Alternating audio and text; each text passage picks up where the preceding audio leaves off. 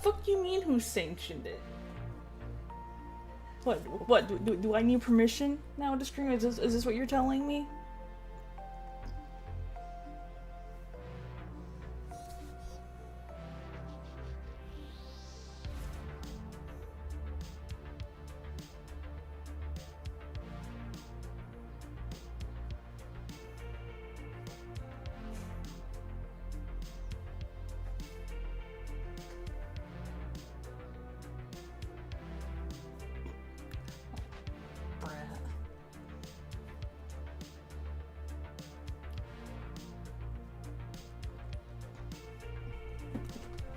Furball, get off my foot.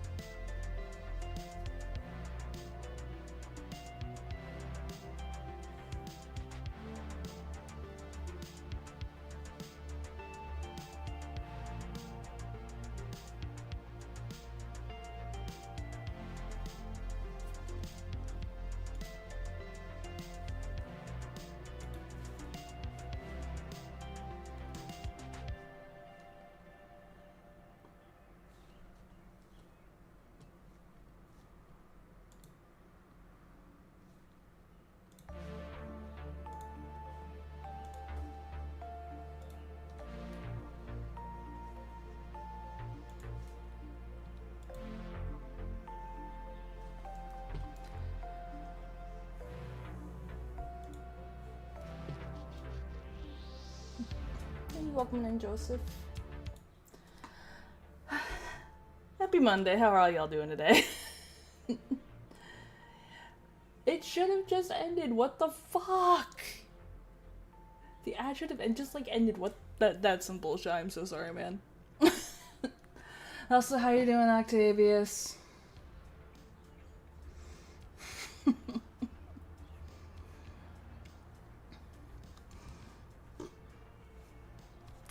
I was half tempted not to go You live fucked today. up. It's not my fault. It's Twitch's fault. So, like, I put the timer to be earlier, so it would be like, how do I put it? So it wouldn't, like, pop in, like, the 9, 10... So you have chosen death.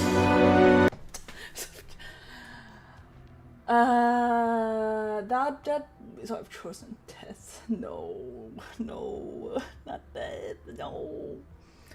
But, like, what was it?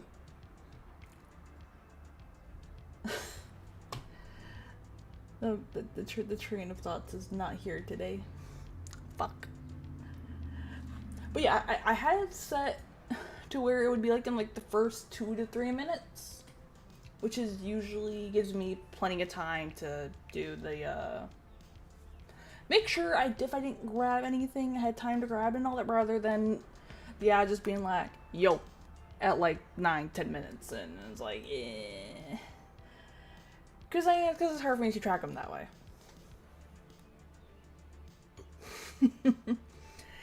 Hey, welcome in, Jake. How you doing? Feels like it's been a minute. How are you? What? Why am I being bonked? What did I do? Afternoon rape? Fucking hell. What is this? 16 months. That's insane. Alright. Pickle or a bean boozle? Well, it's been a minute since... I mean, it happens, Jake. It happens. Bean? Okay. Bean it is. Fucking container. Let's grab this one, I guess.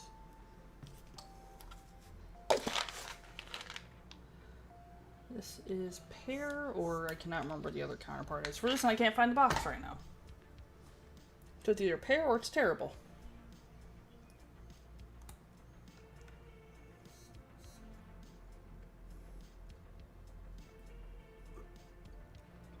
Oh, guys, one of the spicy varieties, shit.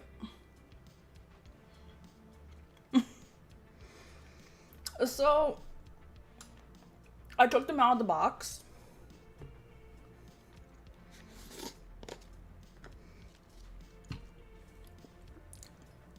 Like, nothing against the box, but I do find it kind of long, and I don't like sitting on my desk. So, I repurposed one of my empty advanced GG containers to hold the beans.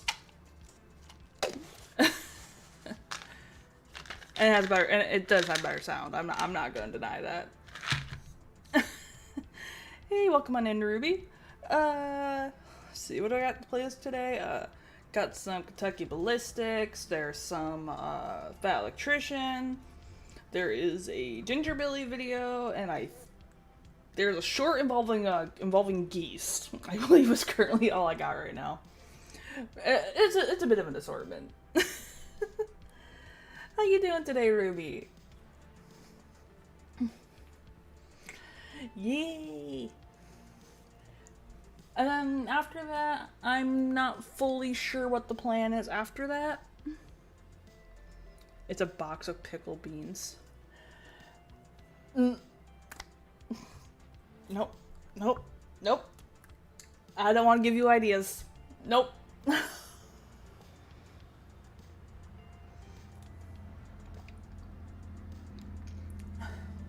That's the last thing I'm going to do is encourage you. Yeah, if there is anything I have learned, Octavius, is not to give you a reason, because you will follow through.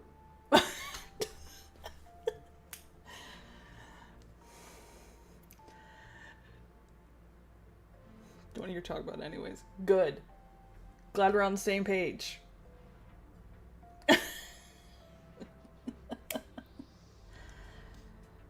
Why is this?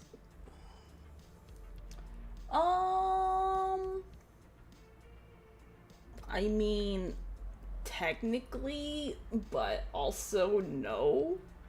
Hey, welcome in, Amity. Hope you're doing well today. It's complicated. That's all I can say. So, I'm gonna give it a... I'm gonna give it like a 6 out of 10. Because I'm not where I was, but I'm not like how I was like last week or so.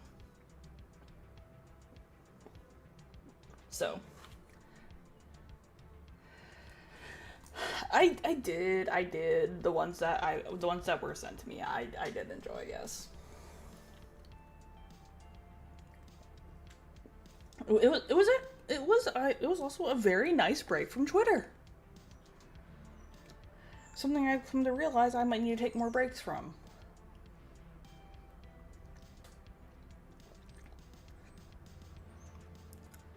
I dropped them in the suggestions tab. Let's go. Okay, what do you got for me? What do you got?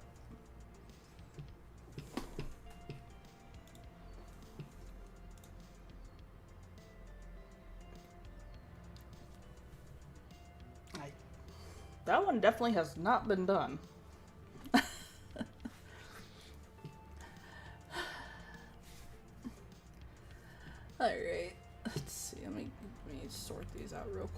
No, I need you to go into my other set of tabs, please.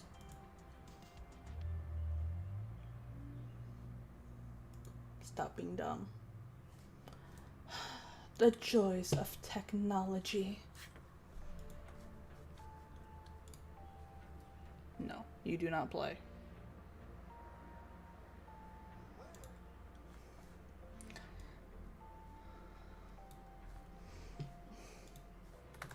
I still fucking hate autoplay.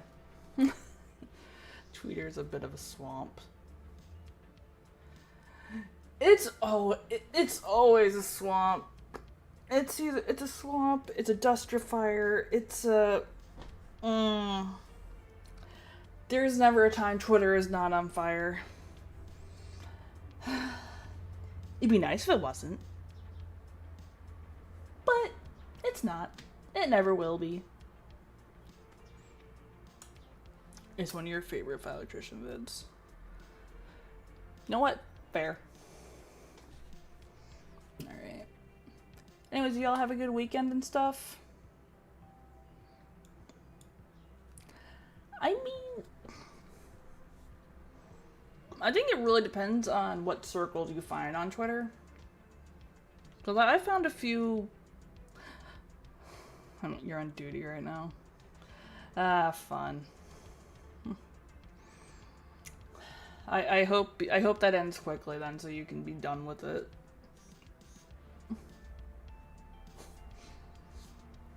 God, you're doing duty on Memorial Day? That's fucking ass.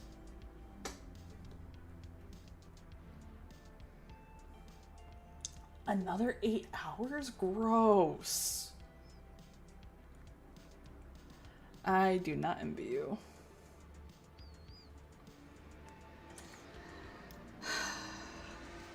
You must be so thrilled.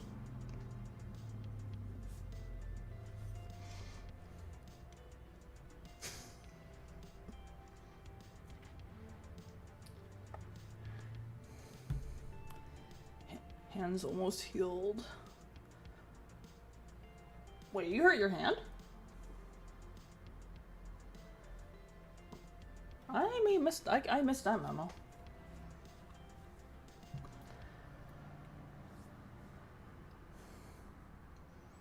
Which makes me wonder, was it like but you don't have to answer. Was it like carpal tunnel or was it something else?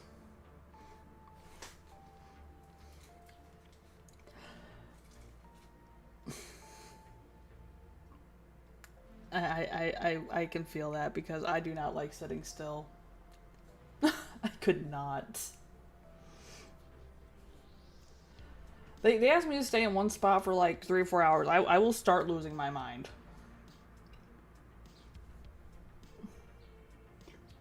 Alright, let's sort these keys. You're gonna go on this side. You're gonna go on this side. Oh, I should probably actually look what that was. Oh, they're Kit Kats. Fancy.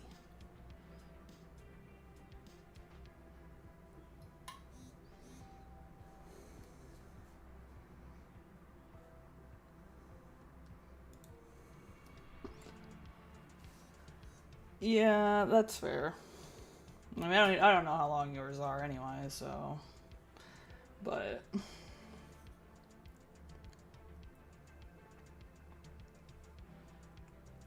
Requires 24-hour unarmed security at the barracks, but not where the weapons are.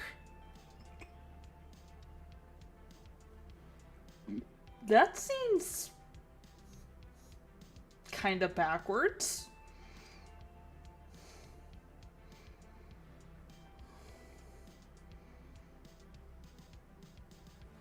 I'm not even gonna try and understand that.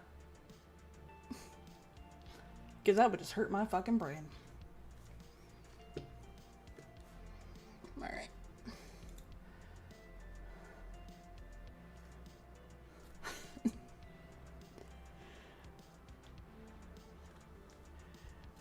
Yeah, I'm not gonna try and make sense of that.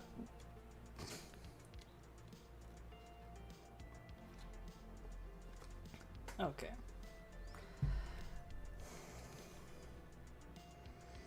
Alright. Let's just get into videos today. Since I've had a pretty uneventful weekend. Hey, welcome in Black Belt. I will say though, I am calling it now that I say uneventful, but I already know my weekend is going to be busy this week because somehow, I don't know how, but in the span of when I left Friday night to when I came back tomorrow, or yesterday, the roof has somehow managed to spring 4 leaks where I work. Which, the last time this happened, which it's all in the same fucking spots as the last time this happened, they ended up fucking up our entire fire system. So, I'm half expecting I'm going to have a very long weekend of faulty fire alarms going off again. Complicate. Like, I'm calling it right now. Your maintenance is...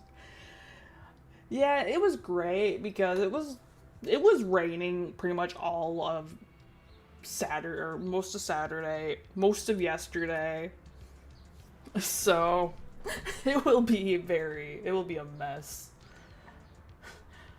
They also need better jobs at least from the same spots.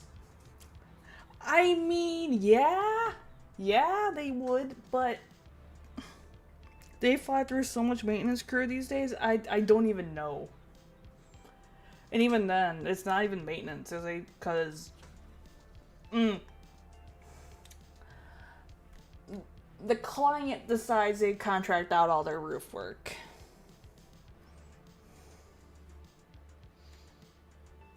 So it's shitty contractors, more than likely.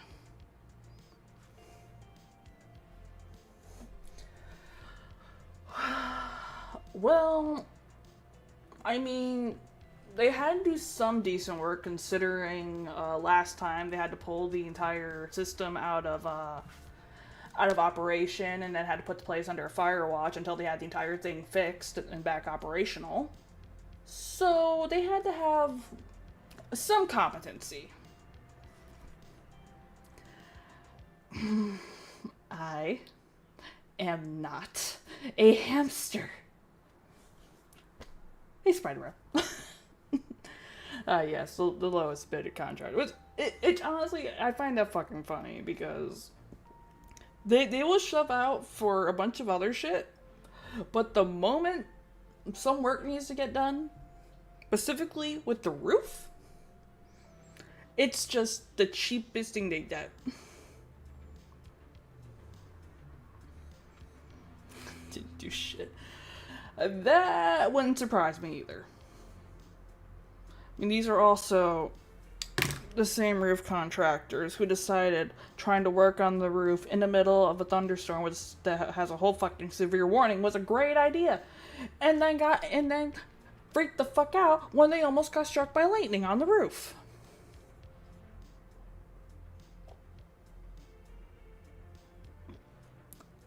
I'm still baffled by that. Like, why the fuck are you on the roof in the middle of a goddamn thunderstorm? Dart. I think we need to keep Darwinism going for a bit longer than we did. Because where is the common sense? Don't tell me I know it's not here.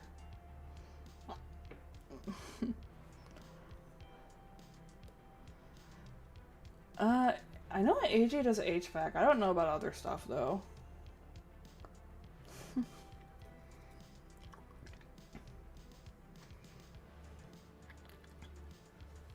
Yeah, I think AJ does roof stuff, but I think he specializes in HVAC. But they would not. But they would not pay that much. They would not. It ran out around 2015, 2016.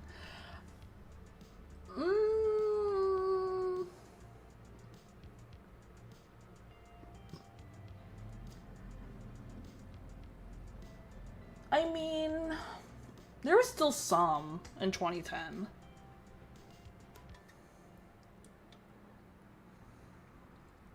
Maybe we should read some Darwin Awards. You know, I don't think we've done the Darwin Awards in a minute. Hold on.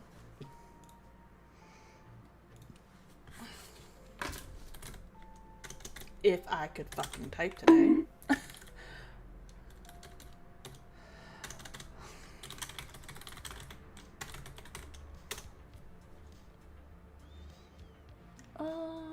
Where did we leave off? We left off on number 8.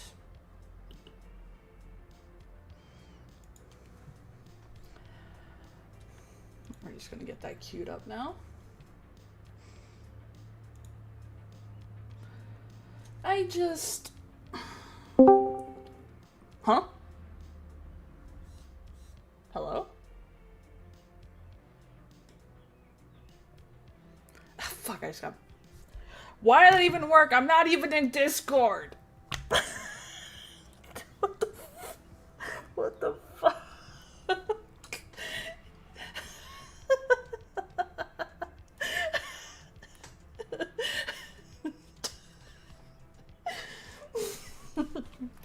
So, fun fact, Ruby, I did something similar to Kane a while back.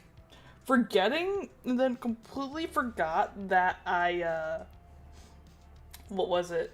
That I hit the notification? Or hit the channel thing? It completely thought it was my own fucking computer. Oh, you found the unbanned request! I'm assuming that's what you found, judging by that name.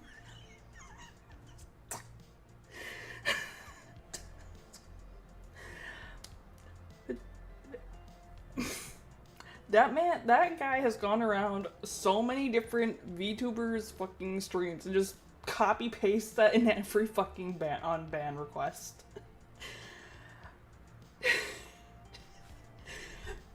I don't know. I don't remember. Banned since December 7th, 2021. But to be fair, I see that same message pop up on fucking Twitter with the same exact copy paste. I'm wondering if he has a fucking humiliation fetish or whatever, because he just keeps doing it. It's the same message every time. Every time. No matter where. Same date. Same exact message.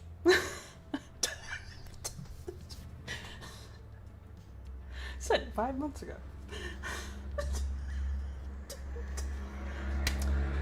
Still here, bitch!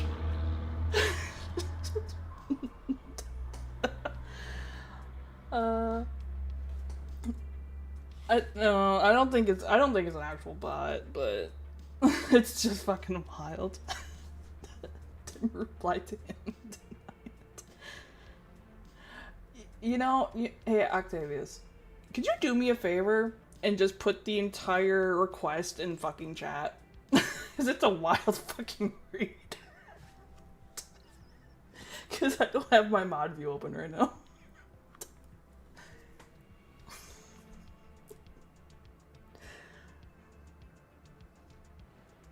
Might not be, but I'm counting it as one. I mean, fair. Which some of you guys may have saw it the other day, too.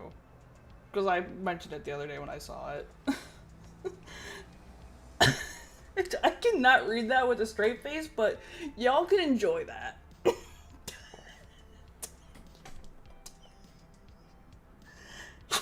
Because I cannot read that without laughing. Because it's so fucking ridiculous.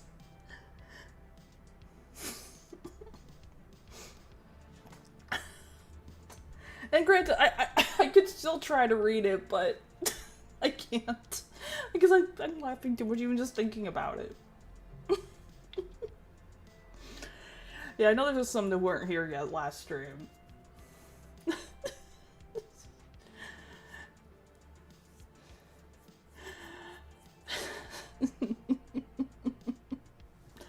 It's just... Less funny, more sad. I mean, I just find it funny because every other week, I just see this on Twitter.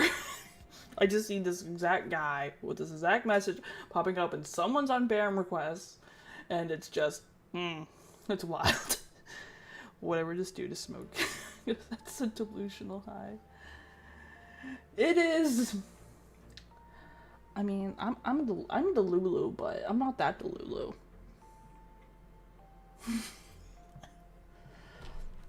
Alright.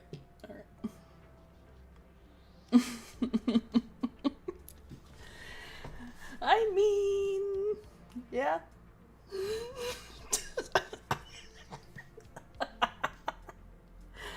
That's wild. I love it. That's great. Love to see it. Alright, Darwin Awards. There they are.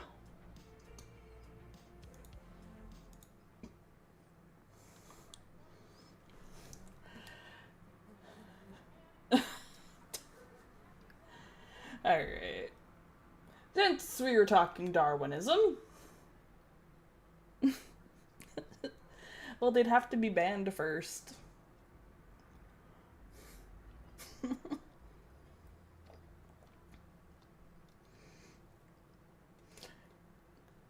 Although, I mean, I would have... I mean, there's still the guy from, he's over on YouTube somewhere, but... There was a guy who had an entire crash out about, me not liking World of Warcraft, and that shit was funny as hell. Sad, but funny.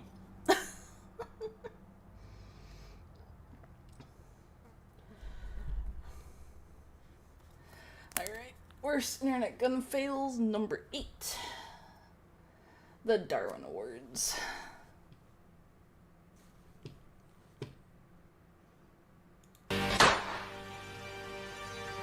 Jesus. I got it on camera. I got that bitch on camera. Yeah. He almost. No, that was a fucking accident, and you know it.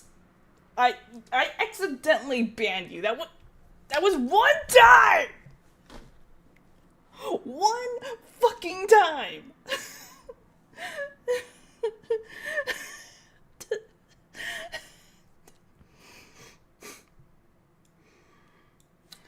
It was one fucking time, and you know it. Yeah, and you're never gonna let that shit go.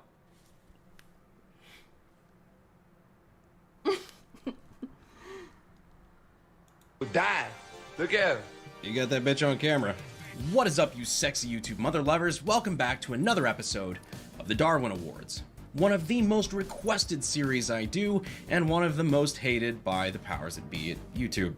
I'm your host, Brandon Herrera, and as we say on the channel all the time, guns are awesome. Idiots, on the other hand, are not. When you put the two of those things together, sometimes you get the winner of a Darwin Award.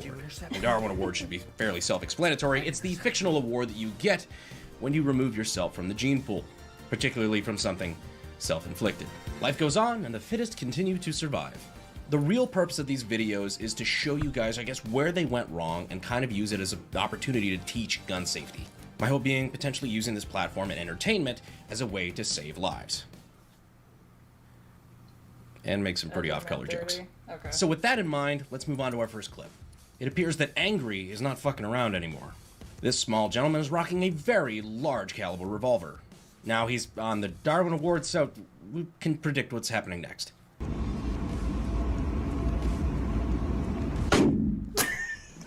Yup. Well, I love the strategic hand placement of that guy who almost is like guaranteed knows what's gonna come next. Thankfully, it looks like nobody was injured, but it's never a good thing for a gun to go flying out of someone's hands. Especially the handgun, where people try to catch it. That's how people get shot.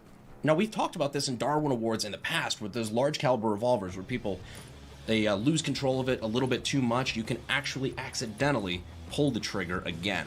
You're essentially bump firing the revolver on accident. And with the recoil out of control that way, you're not going to like where that revolver is pointing when you get your second or third round off. Hopefully they were following the rule we mentioned in our previous episode of only load one round in the gun if you don't know if the shooter can handle it or not. That way, if they lose control of the gun or it's too much for them, they've only got 1 round in it, the damage is done. No opportunity for a stray gun to cause problems. Oh dear. I'll admit it's a pretty funny clip. Now our next clip is another staple of Darwin Awards. People shooting at explosives way, way, way too fucking close. There's the famous lawnmower guy. Of course, we had FPS Russia on here earlier. Wait, what? For this really high caliber revolver, single action, it's probably safer. I mean, probably. Because I would imagine that they have a decent bit of force behind them. Would have given them a 22. I mean, I'm not the most knowledgeable on that stuff, so I wouldn't know. But I would hope that if you're not experienced or you're not sure if you could handle it, you would only put 1 round in. But who the fuck knows?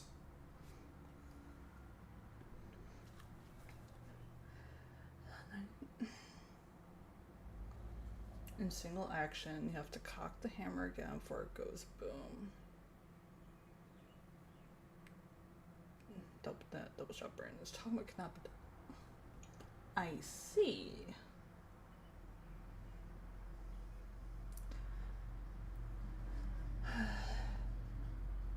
One of these days, I think I'd just love to go shooting, just for the experience.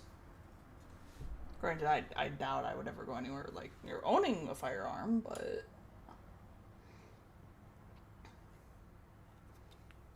I think it'd be a fun experience. And it not be me being told, oh, this thing only has a little kick and it almost fucks me on, fucks up my shoulder because I have no warning. Anything without a slide is a single action. Huh. Really?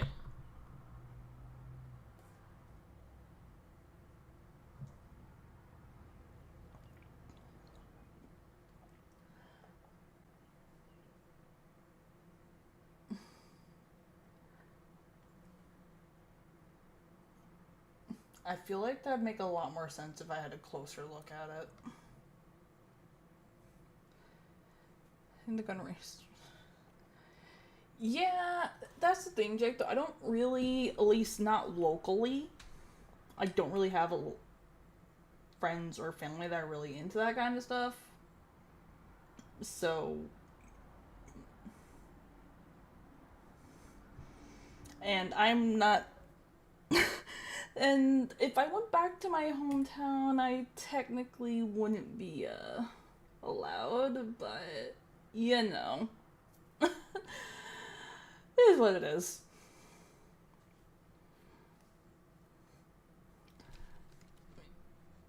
Back up a little quick. Destructive testing of military equipment.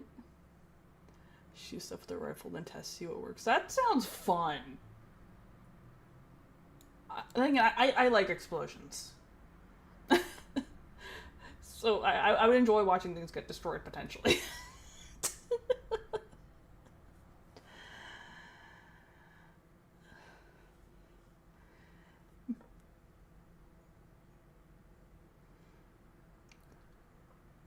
I would love to learn sometime, Octavius. All right, I think we've cleared the Twitch ads. I think we've cleared them. It looks like we have.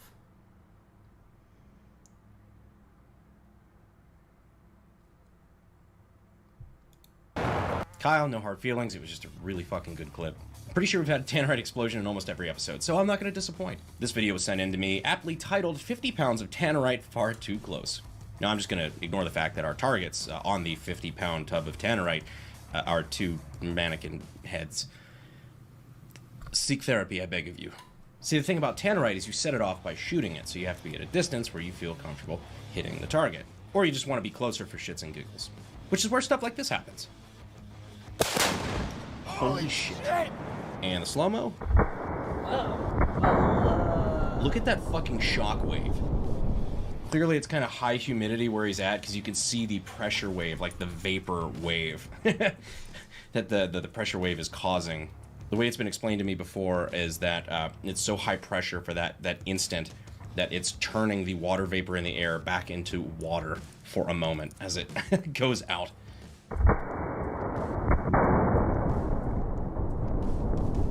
can believe that. Now, these young lads ended up being okay, or at least as okay as they were beforehand, probably. But just a little bit closer and they could have started to experience some real issues. That's because the destruction from explosives doesn't just come from shrapnel. The thing that makes the shrapnel that's able to rip shit apart and send it flying really quick is that pressure created by the explosive. It's the gas rapidly expanding outward in such a violent way that it's able to rip through solid objects. Now, to remind you how much tannerite we're dealing with, it's 50 pounds. The individually packaged stuff that they sell in the stores that'll blow up, small shit, that's 1 pound. This is 50 times more powerful than that. Anything more and you need a federal explosives license.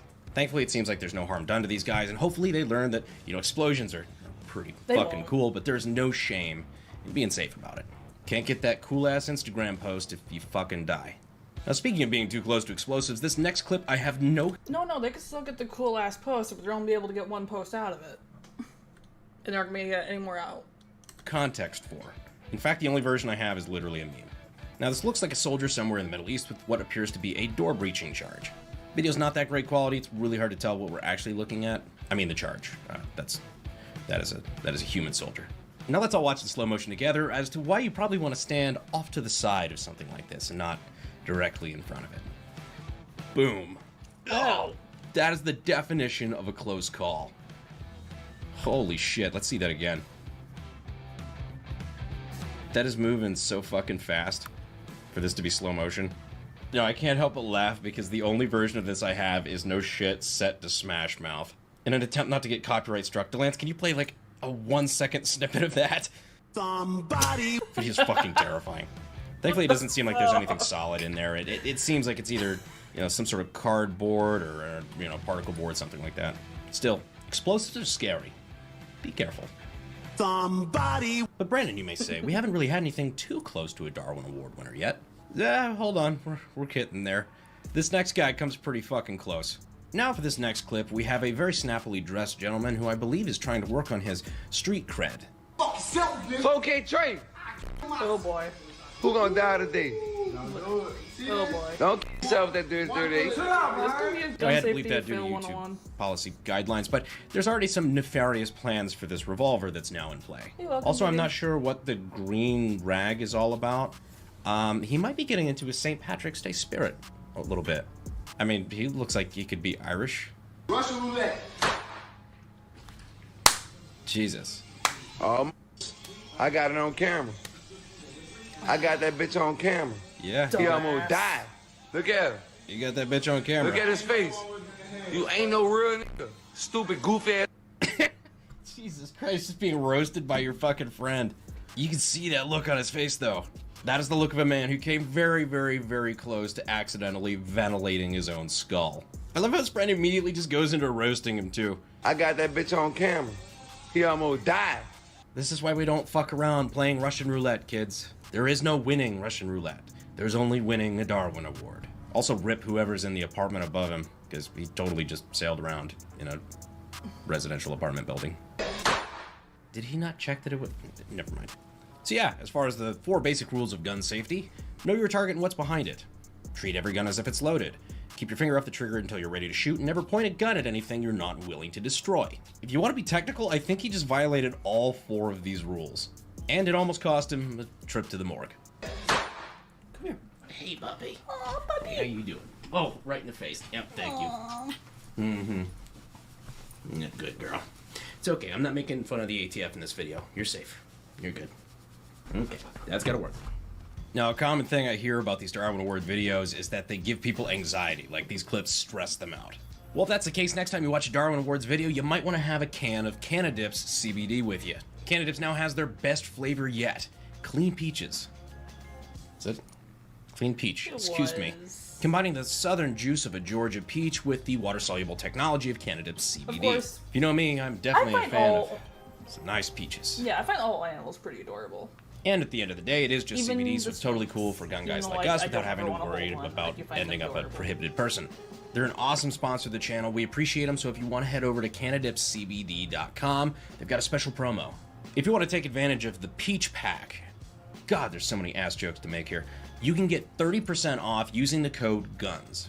Yes, it appears they do know my audience. The code GUNS. That's 3 cans of the new peach flavor plus an unreleased green and gold snapback for just 35 bucks. Real talk, the Canadips guys are actually, they've got a pretty cool brand and they've been really cool to work with. So we like to keep our good sponsors happy. So of course I'll leave the links down in the description and the pinned comment if you want to check them out. Remember, use the code GUNS, you get 30% off.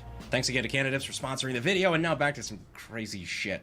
Now these next 2 videos are from the current Slavic heavyweight match going on between Russia and Ukraine. It's a crazy situation going on over there, but it's not made any less crazy by some of these Darwin Award candidates. Now, for example, what would you do if you saw that a rocket landed in the middle of the road and somehow, by the grace of God, didn't go off? If your answer is run up and kick it, well, you're like these guys. What the fuck?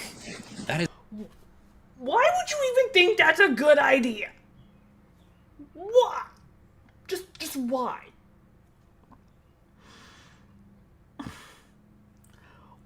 Why would you even?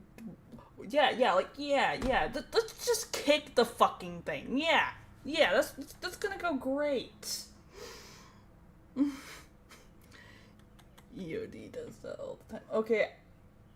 I'm just gonna have to look that up later. But also, why?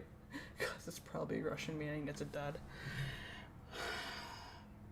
I mean, their equipment has not been very spectacular. The 3-day special operation. Yes. Well, thanks for the follow. How you doing? Explosive ordnance disposal. Thank you. I wasn't entirely sure. I was trying to piece it together in my head what that could have possibly stood for, so I do appreciate that. Wish I could. It is. That's why I didn't say it. is unexploded ordnance in the middle of the street.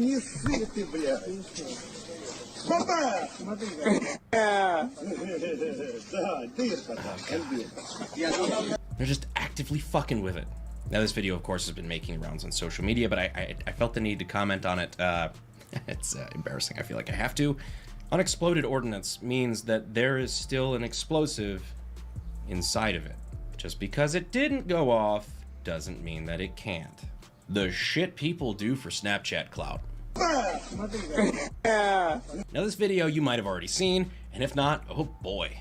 There's typically a rule about fucking with landmines. Don't. But this guy, upon seeing a landmine in the middle of the road, decided to take matters into his own hands. Is he holding it? Picks it up out of the middle of the fucking road and carries it off into the woods. Jesus Christ. Now, there's a couple things about this video that I'd like to point out. One, look at the state of this man's cigarette.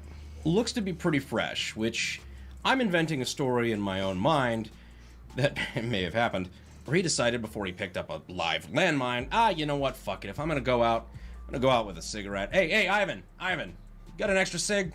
You're probably better Yeah, off 100%. going out with a cig in your mouth than what they'd call it in England. What makes this video crazier is I know a lot of landmines, maybe not this one in particular, I'm not sure what that is. A lot of landmines, though, have anti-vibration sensors. Meaning that if people try to fuck with them, or a tank is, rolling, not quite on it, but next to it, they will still go off. You know what? I refuse to even call this a fucking Darwin Award. This guy's just got balls of steel.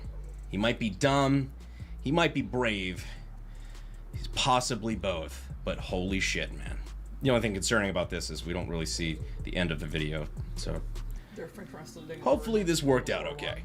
Now, this next clip is what appears to be a police shooting range in either Russia or one of those Eastern European countries. The reason I say this is this fine madam has a Makarov, a weapon of which I'm not shy about saying I'm quite the fan. What they lack in Mostoppin power, they more... in. Bean or pickle?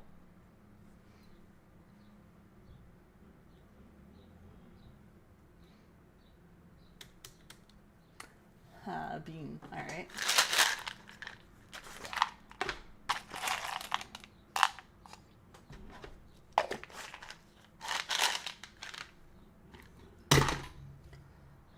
So this one is either berry blue or toothpaste. I'll see one of the lesser evils of the batch.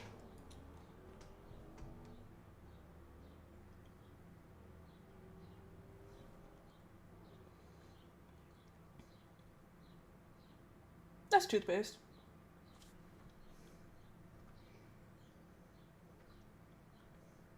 Honestly, the least offending of the beans.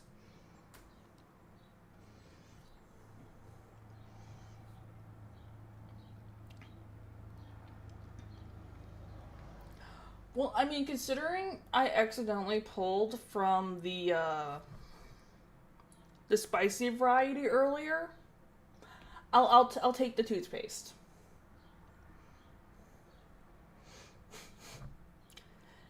You look, man, you can get pickled jelly beans if you want, but you keep them the fuck away from me.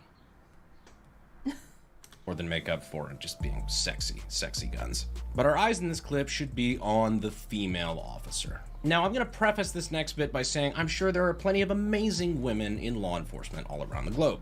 Female cops who know the difference between, for example, a Glock and a taser. But let's see how this goes. Wait, why would you not be able to tell the difference between a Glock and a taser? I thought those were look pretty different from each other.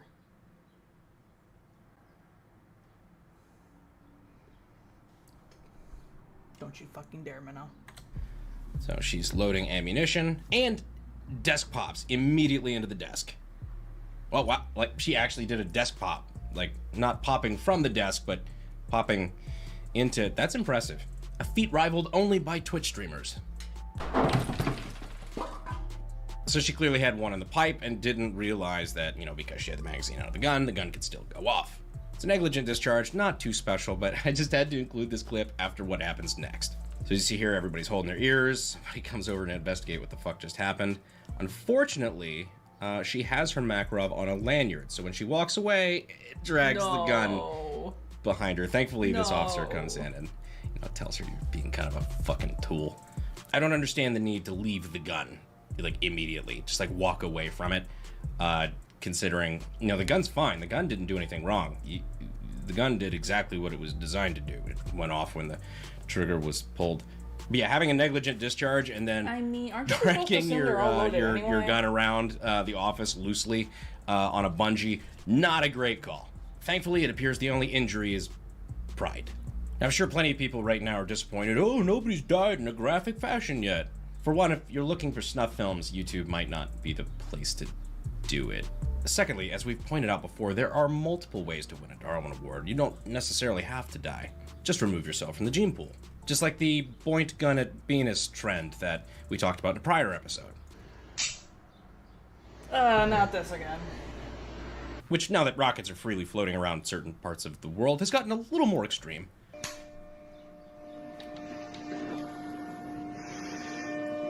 But again, while we have had real Darwin Award winners on the show before, the big opportunity here is just to talk about gun safety and whatnot, while looking at some really fucking anxiety-inducing cringe clips. But don't worry, the best is yet to come.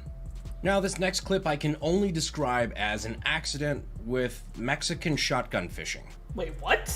Appears to be two Hispanic men fishing with a shotgun. Now he's got the barrel in the water. And if you've ever seen Looney Tunes, you saw where this is going. Oh boy. Yeah, go ahead, flag your friend while you're at it. Did you see the end of that shotgun barrel? It cartoonishly splayed open. This is because of overpressure. See, guns can fire underwater, but that really only works if they're fully submerged. You see, when you just have the end of the gun in the water, then you have a very big mismatch of pressures going on. When that pressure gets too great, things take the path of least resistance. In this case, hope your day's good. The gun.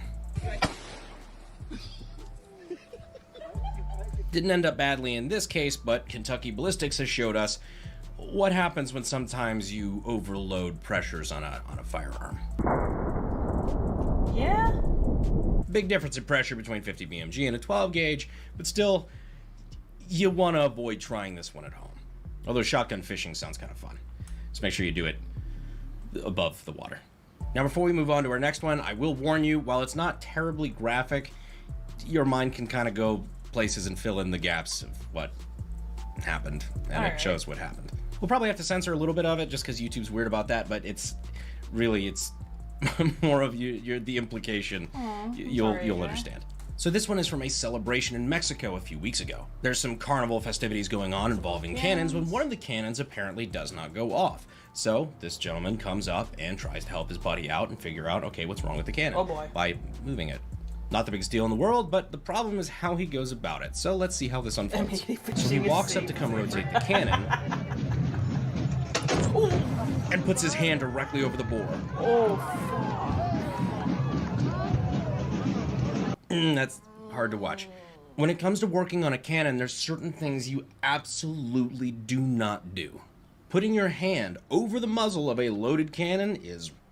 I've only seen a cannon go off approximately one time, and that was, I think, once it was back in high school or middle school, where we went to, I believe it was Fort Stanwix, I believe it was, where they actually fired the cannon and shit, and I cannot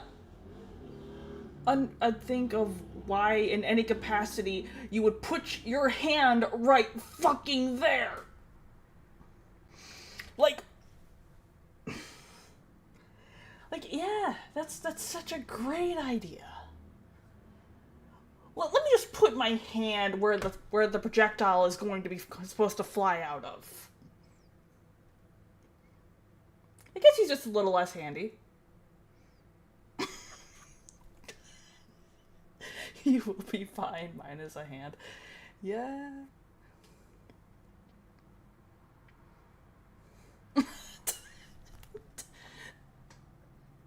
You fucked up.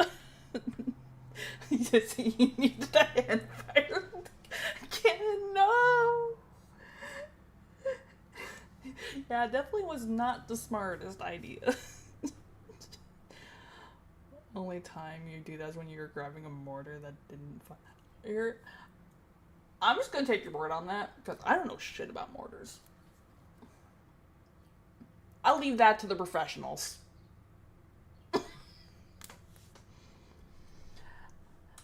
I prefer my pyrotechnics.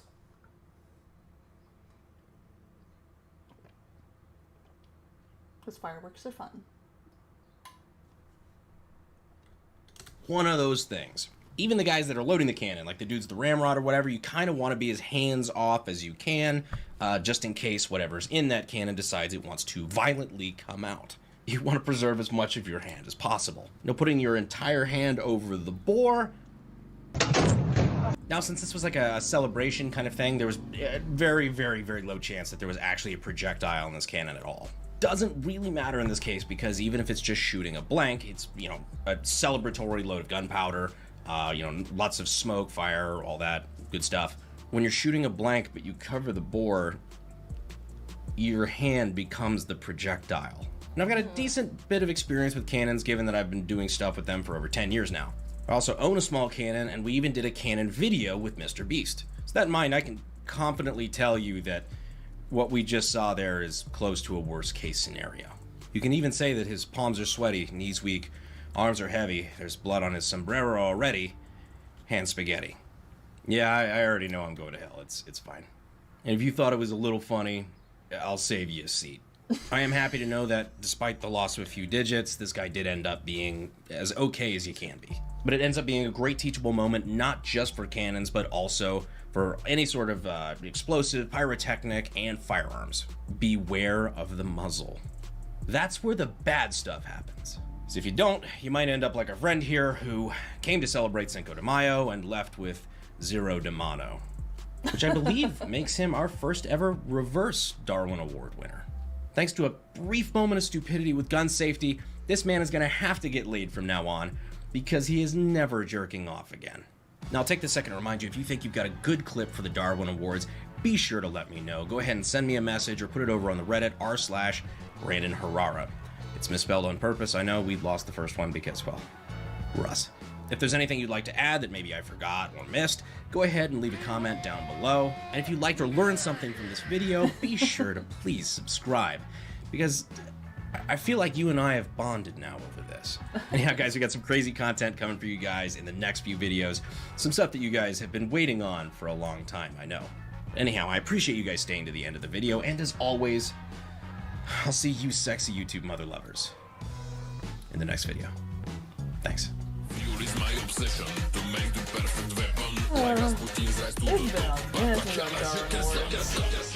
done Star Wars.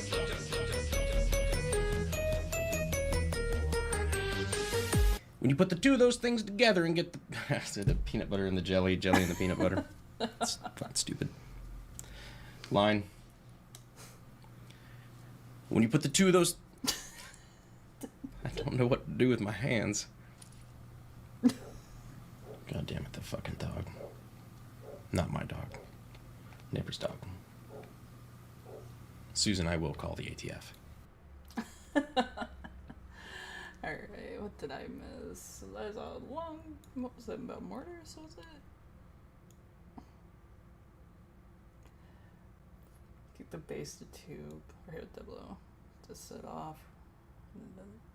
I see. Yeah, I wouldn't know anything about that.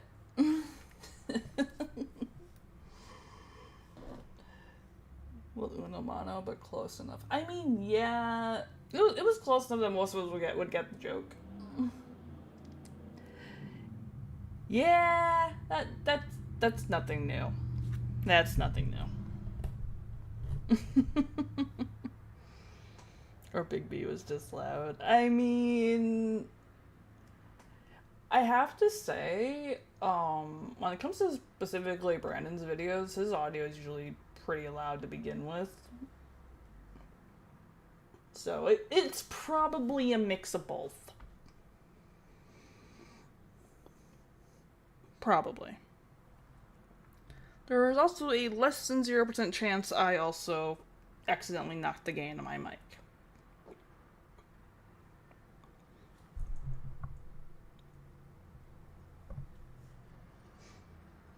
Because goddamn it, I need to tape that fucking bitch down so it doesn't move.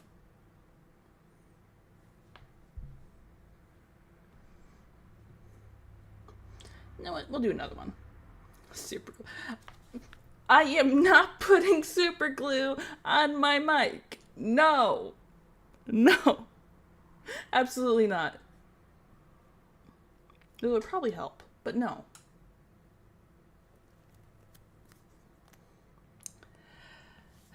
Kane. I am not a welder. And no. Because knowing me, if I was to try to melt this piece together, I'd probably damage something on the inside and have to replace the entire thing. And I don't want to deal with that.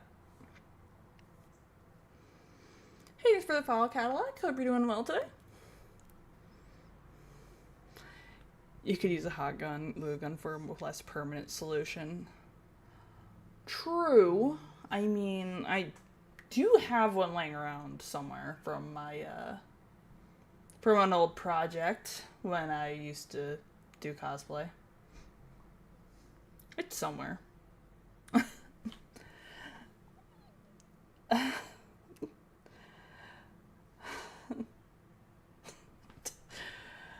I mean, welding does look fun, though. I'm not gonna lie. Welding looks fun. But I do not trust myself. And I'm pretty sure even if I was to weld this, I would probably just break it, and then I'd have to go put out, I don't know, 100, 150 for a new fucking mic. And I don't want to do that. Even if the thing just drive me absolutely fucking nuts. Welding is terrible on the eyes. Yeah, so I've heard. I've heard. Absolutely terrible. I still think it would be fun.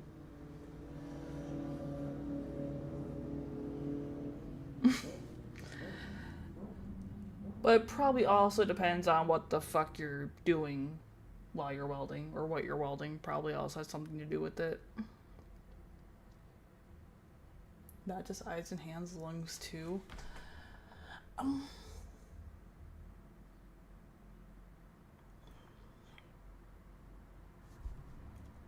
I'm not surprised, but it's not one of the things I think of when I think of damage with welding. I don't usually think of the lungs, but it does make sense.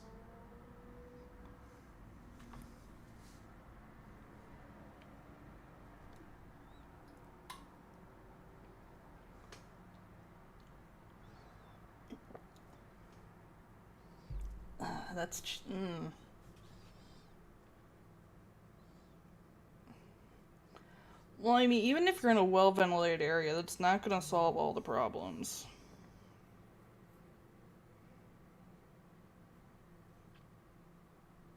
Because I know they've had some welds done in our building where some of it was in some kind of questionable areas for ventilation. So I wouldn't necessarily rule it out.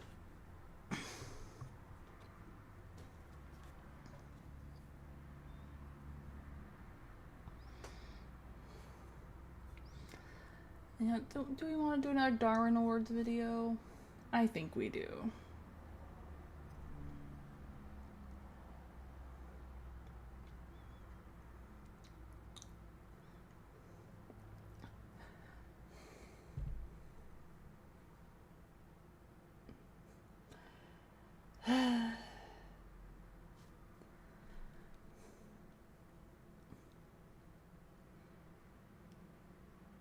Well, just because they shouldn't doesn't mean they do.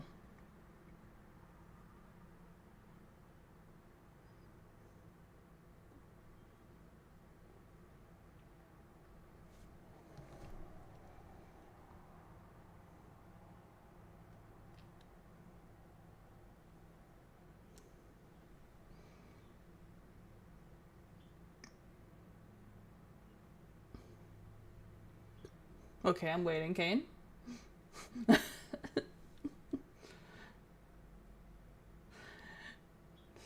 German safety standards.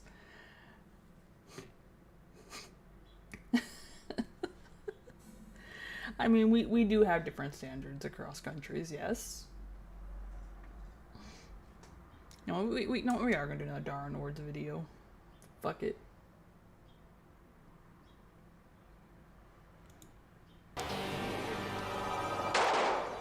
Yep. Good night.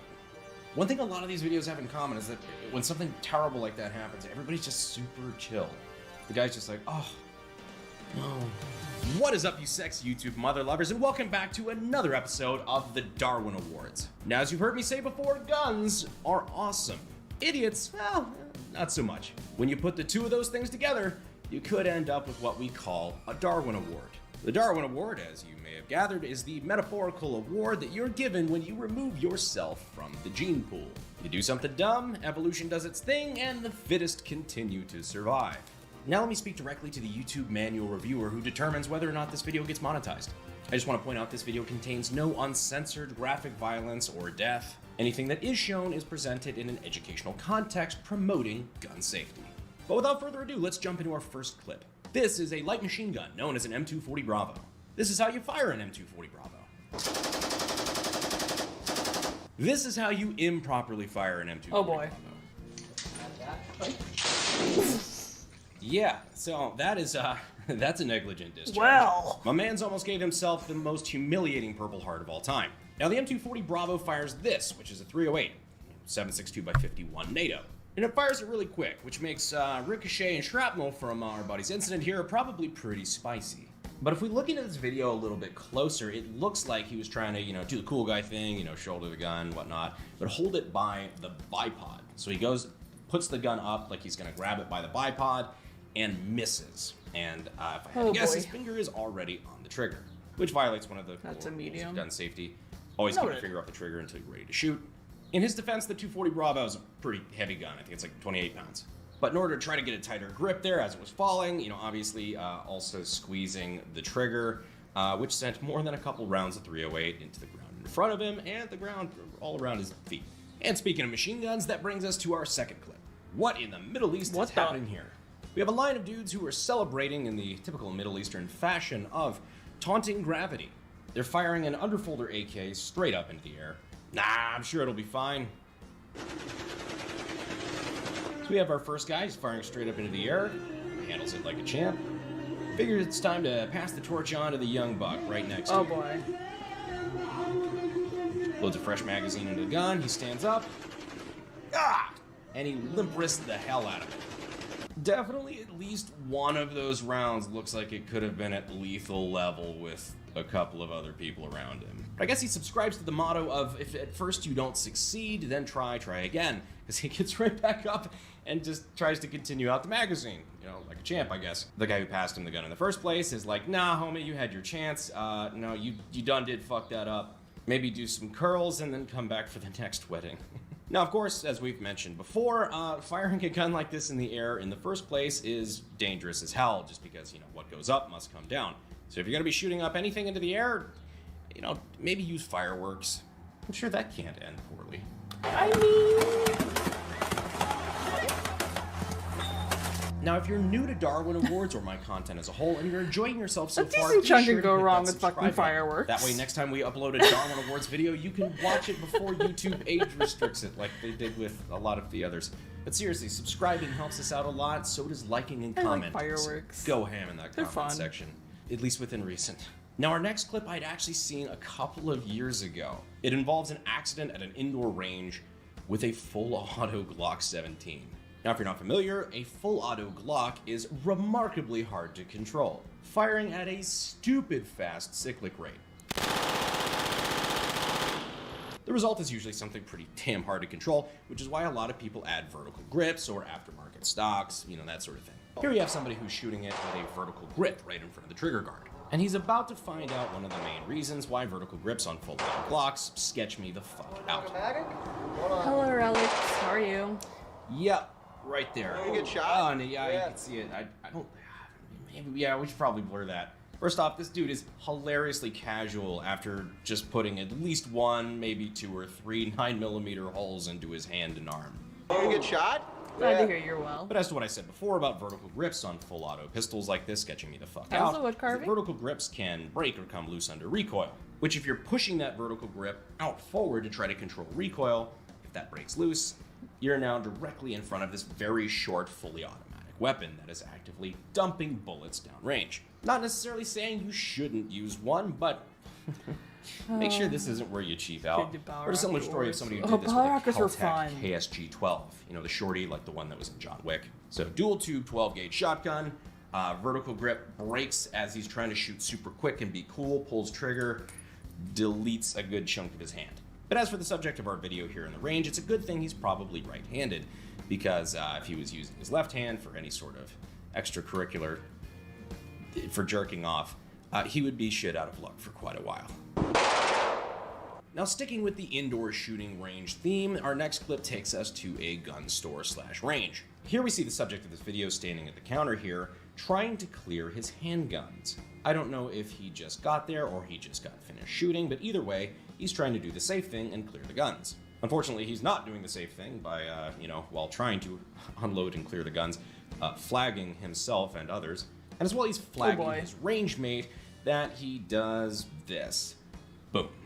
He has a negligent discharge into his friend. It's unclear whether it's like the leg or the pelvic region. Oof. But after this, everybody just kind of stands around doing nothing, either from shock or because they just don't know what the fuck to do with this. Probably both. Which is why I'd like to give a quick shout out to this gentleman who's all the way across the fucking room and immediately goes into action. As soon as the gun goes off and he realizes something is wrong, he darts across the room and immediately takes command of the situation. Starts giving people instructions. It looks like he tells the guy behind the counter to go grab the first aid kit. Fucking grade A response under pressure, and it's a really good example of just, if you're gonna be fucking around with guns a lot, or really at all, you should probably know the basics of how to plug holes and not just punch holes. You don't need to be a fucking medic, but learning basic first aid, maybe carrying around a first aid kit, a tourniquet, basic life-saving tools like that, No probably idea, serve you Wraith. pretty well in life. The more you know. We're a couple of minutes into the video now, and it's kind of shitty because the only ones that came close to being a Darwin Award are, when they're winning that award for other people, which is really not how that's supposed to work. It's supposed to be removing yourself from the gene pool accidentally, not, other people. Although this should be a good example of why you should probably minimize your time spent around idiots. Anyhow, here's what would be a potentially technical Darwin Award. Here we have something from a video aptly called, I suppose, British Shoot Guns for the First Time. Oh boy. Here we have what I assume is a couple going to the range. It's a great recreational activity, hopefully a learning experience. Usually if you tell an instructor that you're a new shooter, they're happy to walk you through the rules of gun safety and teach you how to do it properly and safely. In the first 3 seconds of the clip, she almost shoots her man in the heart. Ooh. That way. Oh my god. Fucking hell. Oh god. I feel like she's violating like all 4 rules of gun safety right here. Not only is she obviously flagging her man here, flagging, for those of you unfamiliar with the term, is when you are pointing a weapon at somebody. Like if you're at a range, you turn around and you end up pointing the gun at your friend, you're flagging them. That's a great way to get your ass kicked in most circles. Gun people tend to take that very seriously.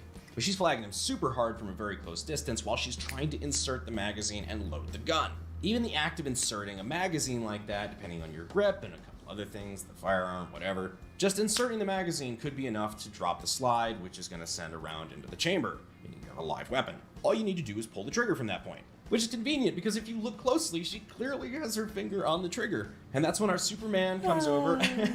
The range safety officer, or RSO, has the only appropriate reaction that I can think of. Oh my god.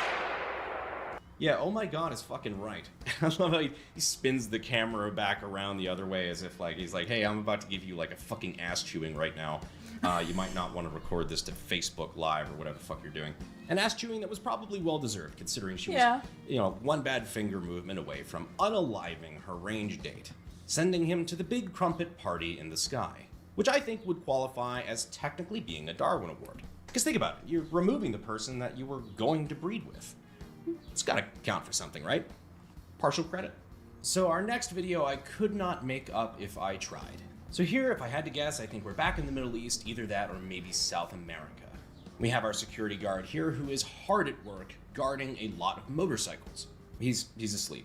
He's Of fast course. asleep. Of course. Now, of course, you're not supposed to sleep on the job, so he doesn't have a pillow or a bed or anything. No, he's instead resting on his shotgun. No. Yikes. No. Well, that's one he's hell of a awake wake now. up call. Yeah, he's clearly a bit confused. At least he's up and standing. God, let's see that shot again. Well, he didn't Cobain himself. I guess that's the good news. It does look like he has opted for the shortcut to a Michael Jackson nose job, though. Goes over and grabs that rag, and you can see, yeah, he's a little messed up. I can't imagine what leads to the point where you're willing to rest your face on a shotgun barrel, let alone one That you know cannot is be comfortable. completely loaded and ready to go. I don't know what it is about shotguns, but people seem far too willing to rest on them for whatever reason. Let's not forget the infamous photo of the cop literally sitting on his duty shotgun. What the fuck? The memes write themselves. I also find it kind of hilarious that his local newspaper called him out for this. Yeah, I guess Nowadays so, it would jeez. just be social media calling him out. Kind of like I'm doing now. Not like social media needs any more reasons to hate gun content anyway, but hey, at least I try to use this platform as kind of, maybe a teachable moment. Speaking of social media hating on gun content, if you'd like to check out a 2A friendly social network, marketplace directory, that sort of thing, go ahead and check out the guys over at Arms Directory. I actually got to meet these guys recently, and I kind of dig their mission and a lot of the pro 2A tools that they're trying to build for businesses. I dig what they're trying to do for Second Amendment folks, so if you want to check them out, I'm going to go ahead and leave the links down in the description and the pinned comment. We appreciate their support. Hope they do well. Now, would this really be an episode of the Darwin Awards if we didn't talk about Tannerite? Tannerite, for those of you who don't know, is a brand of low-grade explosives, like a binary explosive that you can use out at the range. They're technically labeled as a reactive target, which is pretty cool. Basically, you shoot it with a bullet that has enough velocity to it, and they explode. I've been shooting with them for fun for like a decade now. They're really neat and they're actually safe to use as long as you use them properly. Yeah, a lot of people that's fuck the that hard last part. up.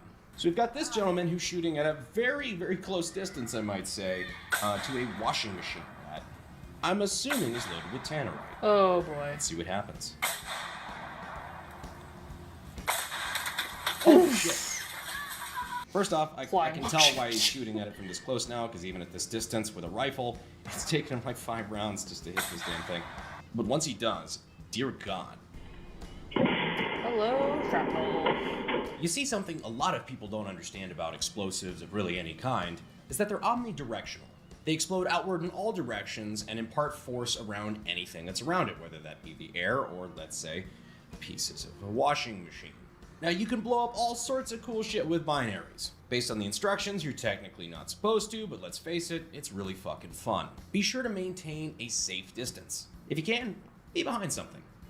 Cover works. But what you definitely don't want to do is be too close and have the explosive be inside of something. Like a washing machine. Or alternatively, a microwave. Holy shit! Oh my god! Dude!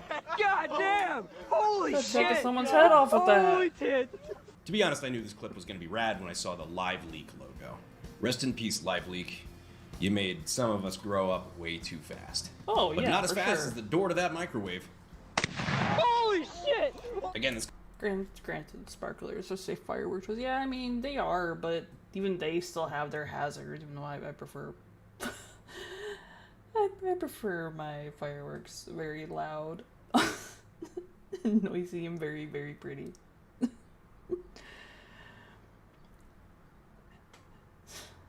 But yeah, but that's the thing though, it's like, it's assuming that they're used correctly, and admittedly, watching something fucking explode and a bunch of shit is fun, but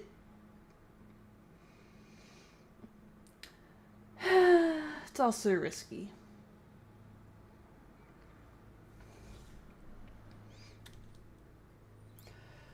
It vaguely reminds me of the guy who set off a fucking firecracker upside down and shot it straight into the fucking road.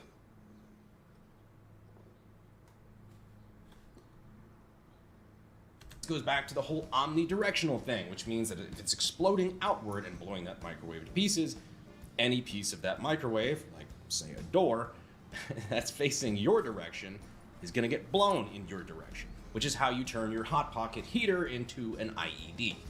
Don't do that. Now this next video is a great example of, again, what happens when you don't follow the basic rules of firearm safety. And unfortunately, this guy's friend pays the price. And let me just clarify Unless before you guys we a possible press play. target. Yeah, but that's gonna be a fun time. We're only gonna be able to repeat do once.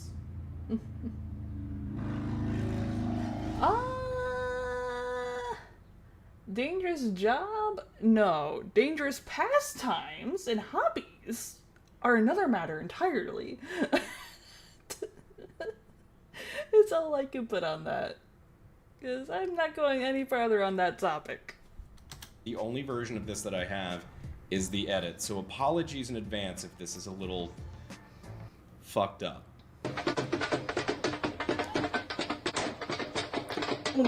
Yep. Good night.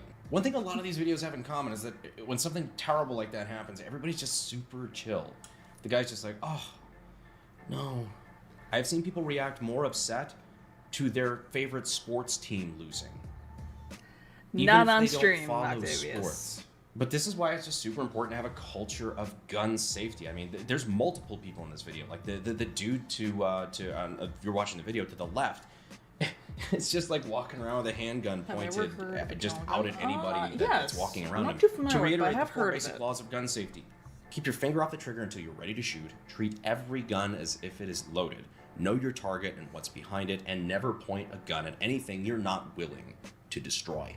Our trigger man here violated all of those rules while loading his handgun, which is why the vast majority of these Dar 1 Awards videos don't do so well in the monetization department, but you know what, I think it's important. You receive entertainment and gun safety tips. I receive no fucking money. The worst trade deal in the history of trade deals. Now, this next video I feel like we have to talk about because this no shit gets sent to me probably at least once or twice a week. It was actually so much that we had to make a rule to stop people from posting it over and over again on the subreddit. I only want to bring it up to show why I haven't included it before and why I refuse to include clips like it in Darwin Awards. This is a clip of a Russian soldier from a year or two ago, hanging out with his friends. He uses his phone to record while he decides to load and chamber a full auto Frank AKS-74U and sticks it under his chin. And then lets it rip. You can pretty much imagine what happens. So yeah, this is a screenshot of a man who is no longer alive. No, I'm not going to be sharing the video. You could probably find it. It's been shared a lot over the last year or so.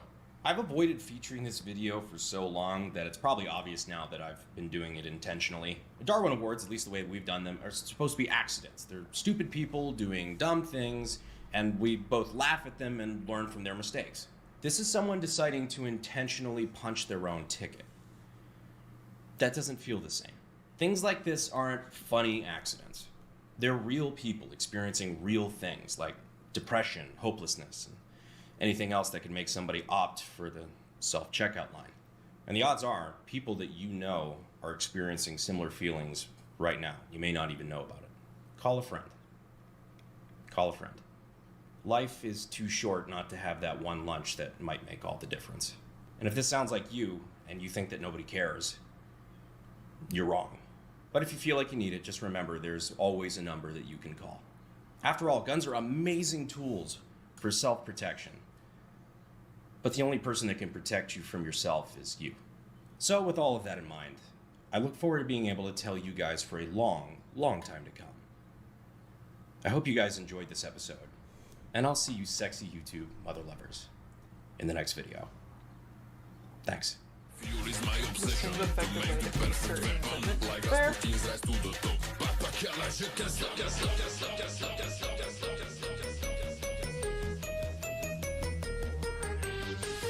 She's clearly not treating this gun as if she's loaded. She's probably treating the gun as if she's loaded, frankly. Self-checkout line.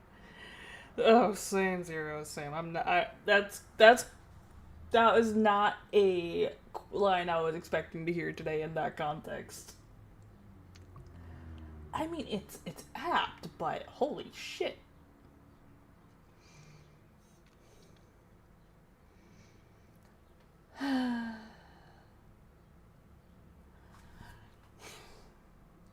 Alright, I think that's enough for the Darwin Awards today. Because I wasn't even planning on doing them today, but may not have expected it, but it fits perfectly. Yeah? Yeah? It's just not the phrasing I would have expected. If that makes any sense. Alright. Let's move to something a little more lighthearted. Okay, let me make sure so I have my marker for that was watched. Alright. What do we want to go with? Do you all remember the Tesla video? Or the Tesla video that we watched a while back?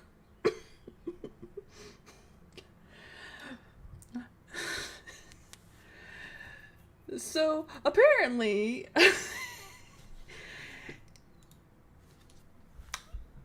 we have another one with the redneck ambulance.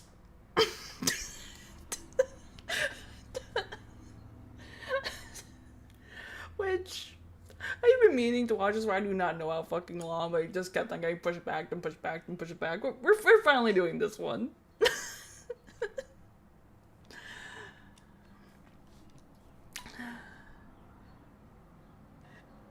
It's a goddamn amber lamps.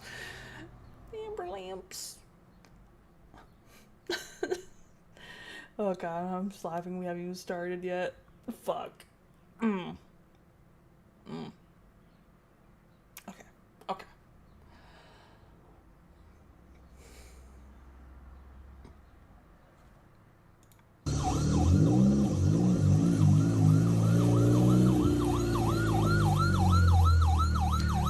Slim Chance Medical Center. I love it. I love the side on that already. This is great. We're off to a great start. Hello, Markle. Y'all check out my new ambulance. You see, when people have medical emergencies out in the country, it takes them city emergency services too long to get out there. So I created my own emergency medical services for everybody out in the bushes. Now, don't let the size of the... Oh, I didn't even notice the side mirrors until you said something. Holy shit, those side mirrors are fucking wild. Slim adds in 4.5 minutes. Slim Chance American healthcare in a nutshell. I don't even want to think about our fucking healthcare system right now, considering the fucking headache I had to deal with part of it or this past like week and a half. That's in 4.5 minutes, so it's about 33 on there. Okay. This looks like a worse ambulance than the Top Gear ambulance challenge. I'm gonna need some context for that, because I have no idea what you're talking about. Oh, you're just pretty pissy about Top Gear stuff, though.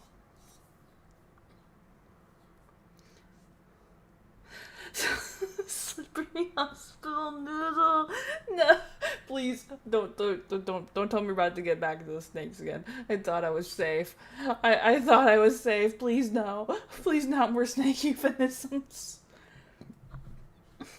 Please no. I thought I was safe. I was doing so well of escaping them the past couple days.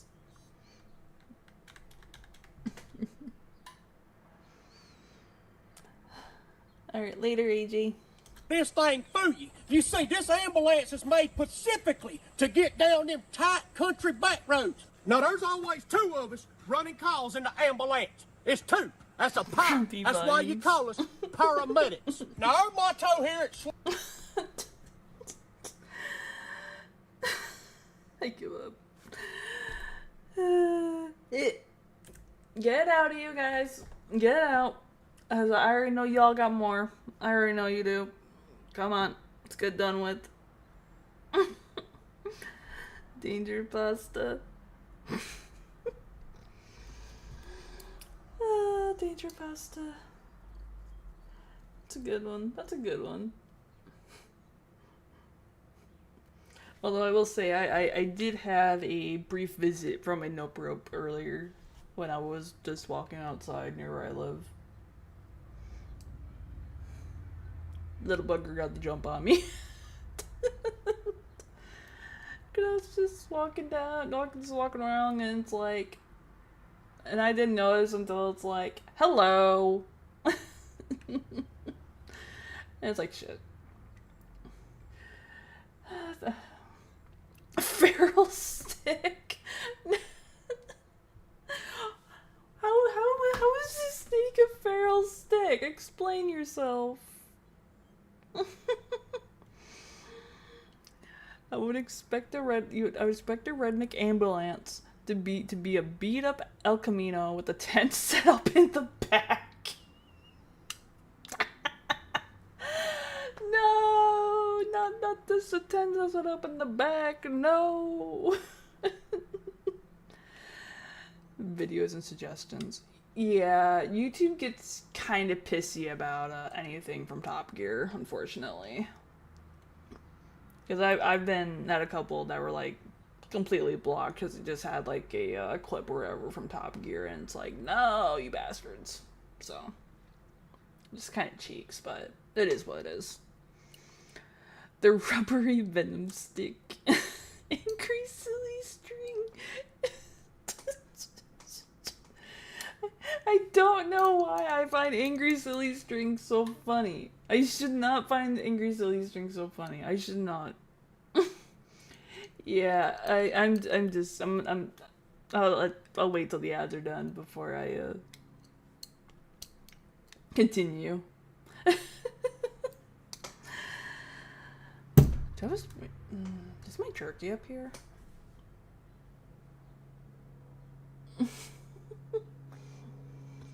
Real stick. Well, you think it's just a stick, then you grab it and find out it is not, in fact, a stick. I mean... Although, I hate to say that, you're actually right, because I have almost done that a couple times. Because I've been trying to find a, I want to make a new walking stick for when I go hiking over the summer. And, some of the sticks I'm like, this would be great, have either been snake, or they've had snake. And it's like, no, please. How about serious silly string? Well, yeah, the serious silly string are the ones that are poisonous. Or is it? Where would it technically be venomous? Probably be venomous now that I think about it. Because it's liquid. It'd probably be venom. Probably the venomous snakes. Or the slippery shoestring. Hungry pool noodles? No! Not the hungry pool noodles. No, no. What? No, just no. Fuck. 90-second ad break. Alright. You know what? I'm gonna stretch. And I think I'm gonna grab my bag of jerky from downstairs.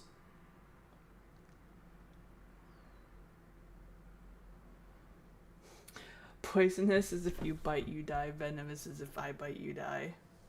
The toxic pool noodles. Venom, danger bites, poisonous, dangerous to bite.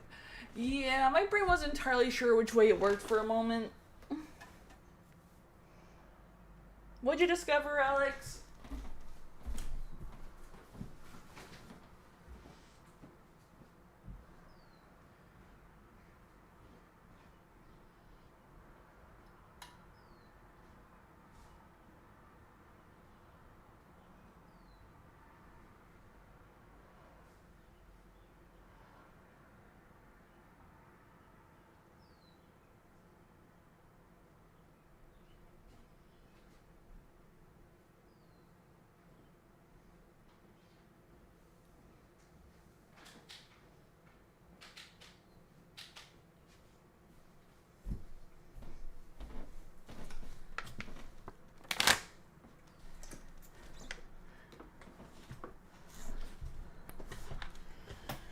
What else stretches?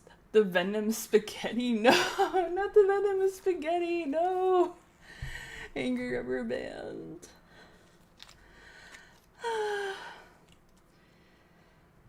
Oh, this is perfect timing. I got back just as ads were ending. Hell yeah. Alright. Let's see back into this. 2. That's a power. That's why you call us paramedics. Now, our motto here at Slim Chance Medical Center is, we try. Now, as you can see on the outside, my ambulance has all the bells and whistles. But what really matters is all the life-saving devices on the inside. Is it beer? I have all the latest and greatest medical and pharmaceutical technology. Now, if you ain't got the right person in the back of this ambulance taking care of these people, it don't matter what kind of medical equipment you got. That is why I run medical simulations 24/7 to be sure that I can take care of any type of patient with any type of medical condition. Right now, I'm going to do a simulation to show you how I run a call and take care of a patient.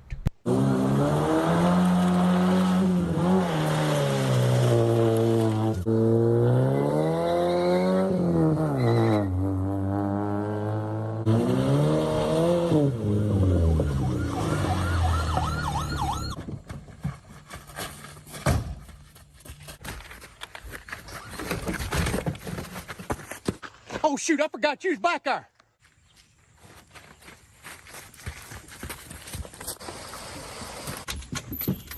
Ma'am, it is going to be all right. We're going to save you. Let's get her in there.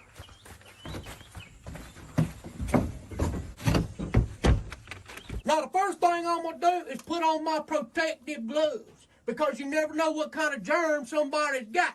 If it gets real dirty in here, real nasty, like there's boo-boos and throw up, that's when I put these bad boys on. I have placed an IV in the patient's left cephalic vein, and I have started some sedation because the patient was in quite a lot of pain. Now, with the patient being on anesthesia and being unconscious, that means that they cannot breathe for themselves. So I had to place an artificial airway and put them on my ventilator. Now, as you can see, this is how I set the tidal volume. Right here, this is how I set the rate. It's all manual, but it works. Now, let's just say while I'm working on the patient, there's a code brown. You know, a little bit of doo-doo. Well, in that case, to prevent me from having to smell it while working on the patient, I will use these nose plugs. Now I can continue to work on the patient while not smelling the doo-doos.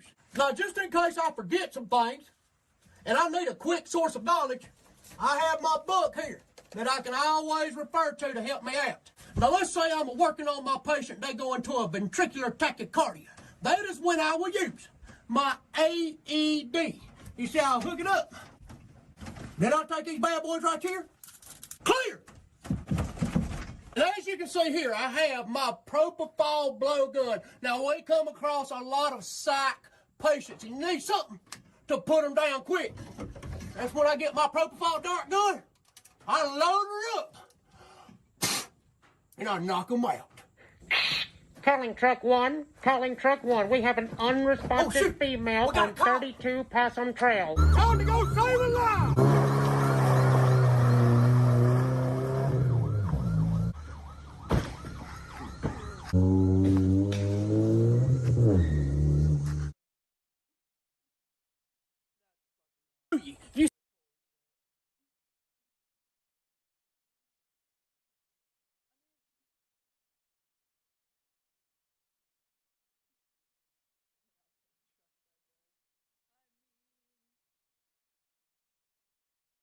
Fuck.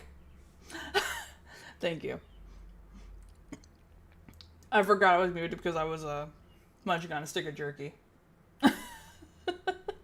So yeah, I was muted for a moment. But that's fucking great. But definitely expensive motor in there though. Sounds it. But drunk is alcohol is definitely sedated for some people, I could definitely say. Although some of it just makes some of us not know how to shut the fuck up.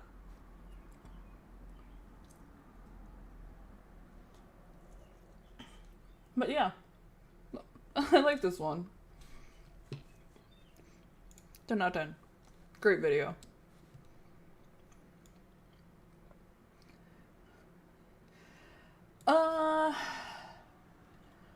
I am... Excuse me, see this today in the past. See, I'm not sure how I could describe me being drunk. I'm not sure how I could describe that. Rednecks always splurge on the motor. True. True. They do. Oh, y'all check out my redneck battle tank. Oh my god. Oh, you know what? We're gonna do his tank video since it's just in the bottom. We're gonna do that too. Fuck it.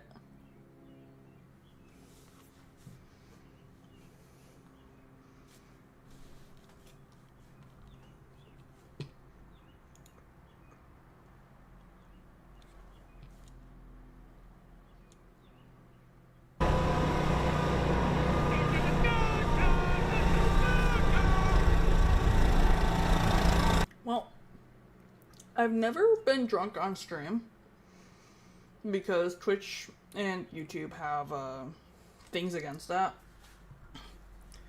But I've been high on stream. But if you were around the Discord, I want to say the past couple nights or so, you would have caught me. You would have caught me drunk, potentially. Especially if we were playing Ready or Not.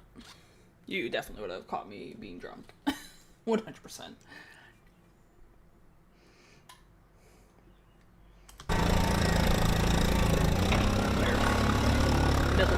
Ranger? Is that what this is? American military. Okay.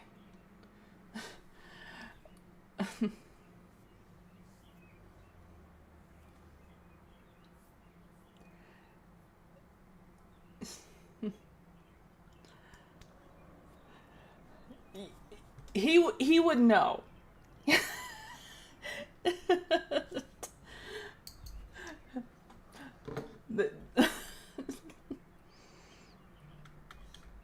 Yeah, there was a decent chunk that was drunk on Saturday, to say the least.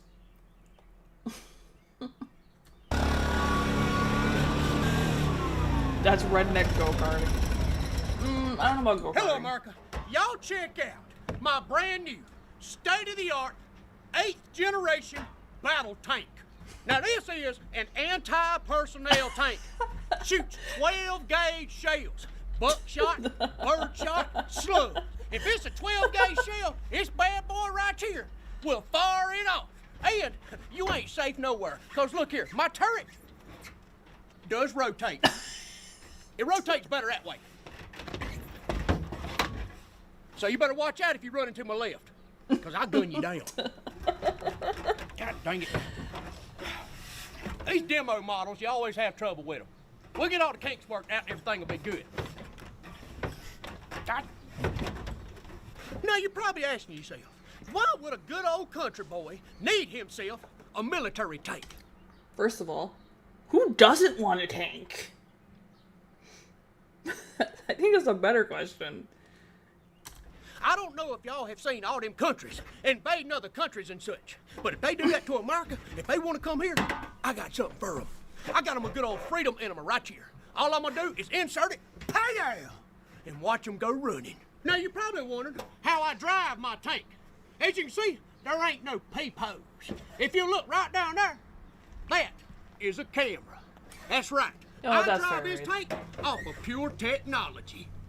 So I know you're all curious about what the interior of my tank looks like. Well, as you can see here, that there is my cannon. Good old 12 gauge right there. And then, as we go deeper into the depths of my tank, Tanks are pretty loud. little snug in here. Now, as you can see here, this is my navigational anti-personnel screen, also known as a TV. See, that right there is in real time. If that was my enemy, I'd be done blowed his butt cheeks off. And this here is my flamethrower. You see, that way the enemy cannot sneak up on my side. The cannon is good for about 50 to 100 yards. This right here is for enemies within close proximity. If they get close to my tank, I'm gonna get them all nice and toasty, and I'm gonna roast them like a marshmallow.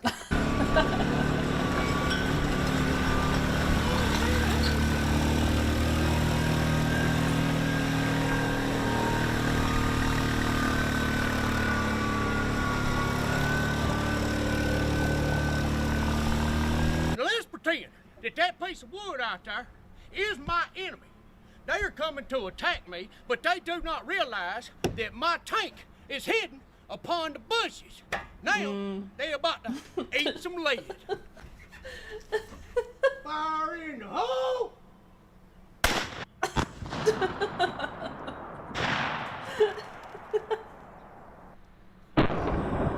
Those are just the little things. You shot it. Yeah. Yeah, it's gone.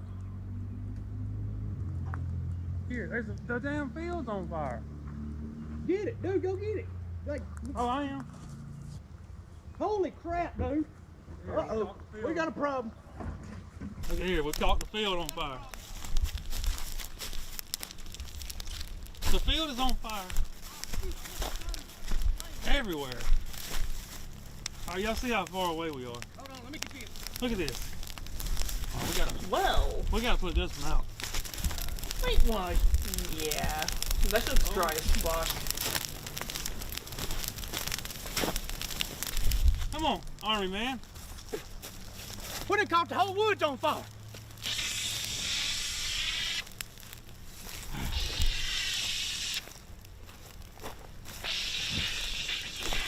Up behind you again. See, y'all thought I was playing. A little bit Look back more. there. Yeah, we'll get her. We done burnt 3/4 of an acre up already. Just call me the forester. God, you forester. Got a 20-ounce bottle of a fire extinguisher. Yeah, it's about to go out too. Not the fire. We're talking about the fire extinguisher. We'll burn the soles on my shoes. It must have been dry season. We're gonna go get the skid steer. Dump some dirt on it. In about 5 minutes, we're gonna have a field and a skid steer on fire.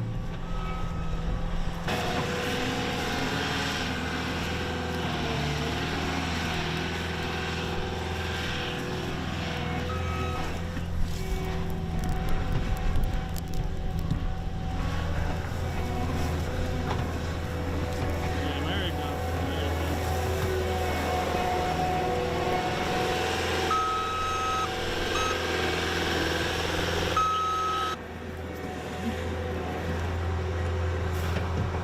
I'm pretty sure it was mostly dry too, so it was really easy to catch.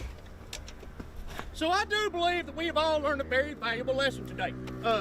12 gauge dragon's breath shells do not mix very well with very tall, dry grass. But I will say, if my enemy is watching this, then they have learned a very valuable lesson. Not only can my tank pinpoint you out and pow, get you, but if you're hiding from me, I can catch everything on fire around you and still get to you. I know I may have caught the bushes on fire, but I did hit my primary target. Right in the chest, right there, right in the heart. Look there. That's all from the cannon of my tank. Now everybody thinks that the cannon is the most important part of the tank. But you see, the armor is also very important because the armor has to protect the person inside that is operating the tank. That is why we Safety decided goats. to wrap this tank in the most advanced form of armor that we could find at the Home Depot. 3/4 inch plywood, that's right. This ain't no regular plywood, this is 3/4 inch. And not only that, it's also painted. We also made sure that the armor of the tank was at real sharp angles. That way the armor would be even stronger. And to prove to everybody that the armor is very strong, we are going to put Bobby inside my tank. And I'm going to shoot it with a high-powered deer rifle. Oh boy. No, we're not. You are the assistant, Bobby. That's what you do. You assist. So you will be assisting me by going in the tank while I shoot it to prove to the world that this tank is invincible. Well, I quit. Fine. I'll get my mama to do it. So right now, we are in a real-world military simulation. I am pretending that there is the enemy coming towards me from the frontal direction. I will take the enemy out with my cannon. But then there's some enemies that got by. So they are coming from my side. I will then take the enemies from my side out with my flamethrower. Here we go. The enemy is fired upon me. I shall now return fire. Here we go. Fire in the hole! Fire in the hole! I have killed some of the enemies in front of me, but they are now surrounding me from all sides. So I will use my flamethrower. Tiger 2's power of fear at this man's ingenuity.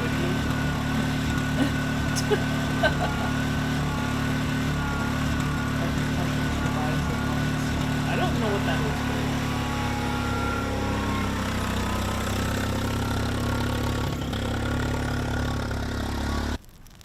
That's what you call counterterrorism.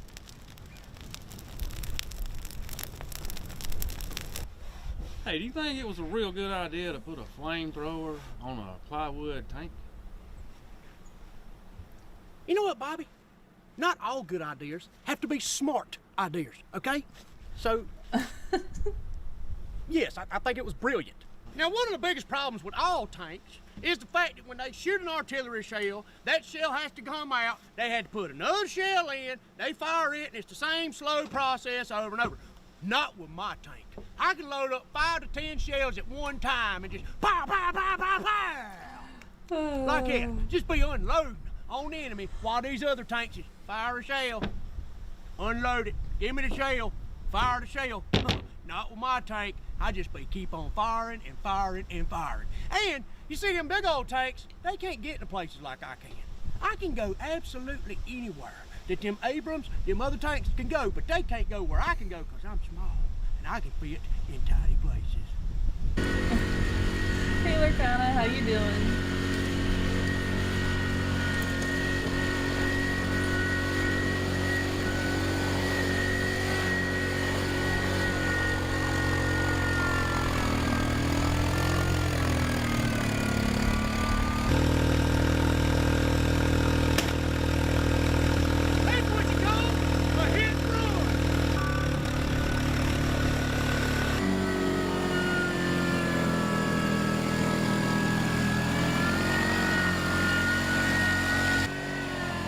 I did receive a notification, yes. I did.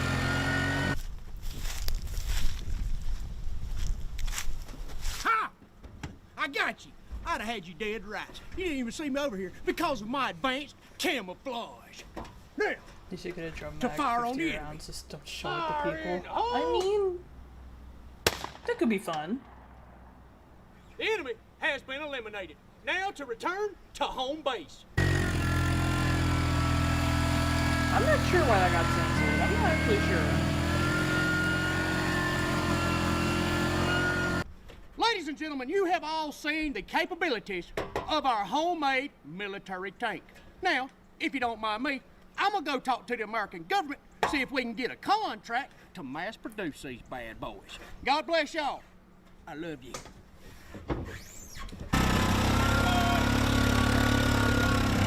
Yeah, he does have a point on the mobility. He does have a point.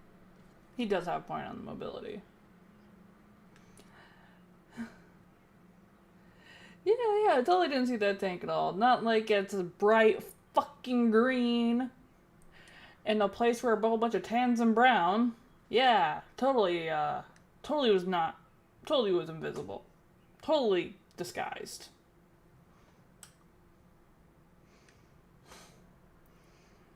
What was that one Italian two-man tank? I don't know.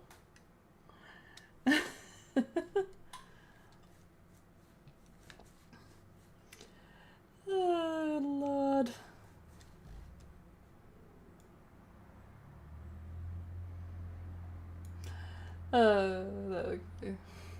That was good. That was good.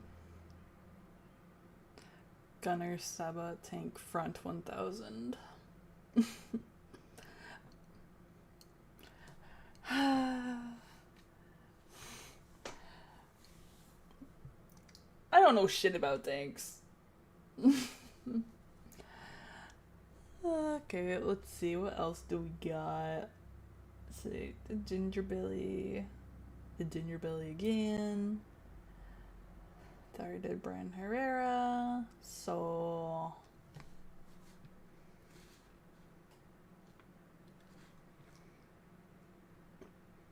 let's do some Kentucky ballistics.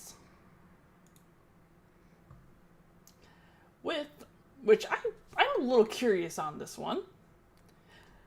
How lethal is a t-shirt cannon? I've kind of wondered a little bit about t-shirt cannons, so I'm a little curious on this. I'm not gonna lie. Should get the Saba is an ammo type. Oh, I see.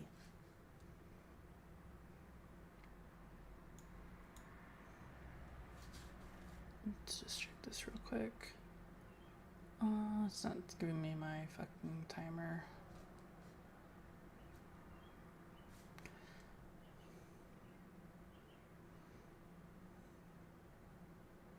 Alright, let us... Oh, man. Is that a shirt cannon? Yeah, it is. Ow! What in the world? You hit me right in the nose. I sound like you now. What did you do to my voice box, Scott? Oh, I sound awful. Oh, okay, well, stand still. Let me hit you again. Oh no! Listen to this! What in the world? Yeah, I sound like W! Is that... Yeah, Zero, it's a mix between suggestions and then just what periodically just pops up on my YouTube feed. So it's always generally a mixed barrel. Or mixed bag. I can't English right now.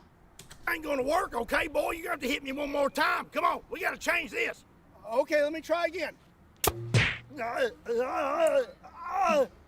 Listen to me now. This sounds nothing like me. You're gonna have to hit me again. I don't know, man. I kind of like that one. I think you should keep it. No! Okay.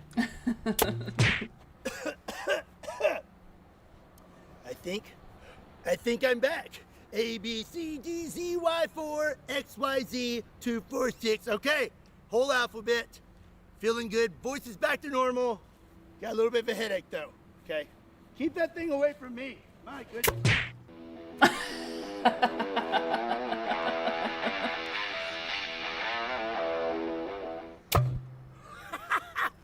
What's up, everybody? My name is Scott, and you're watching Kentucky Ballistics. And you know, I've been wanting to have some fun with one of these things for years. This is a shirt cannon. This is made by Air Cannons LLC, and they were nice enough to send it over to me. I am super pumped to see what this thing can do. From what I've been told, normal shirt cannons will chuck a shirt around 300 feet. But I've been told this will throw it a lot farther than that. This thing is absolutely massive, and I'm very excited to have some fun with it. But what I'm even more excited about is to see what would happen if you got hit point blank in the face with a shirt out of a massive shirt cannon. Well, today I have a Ballistic Dummy Lab zombie torso that's gonna be our volunteer.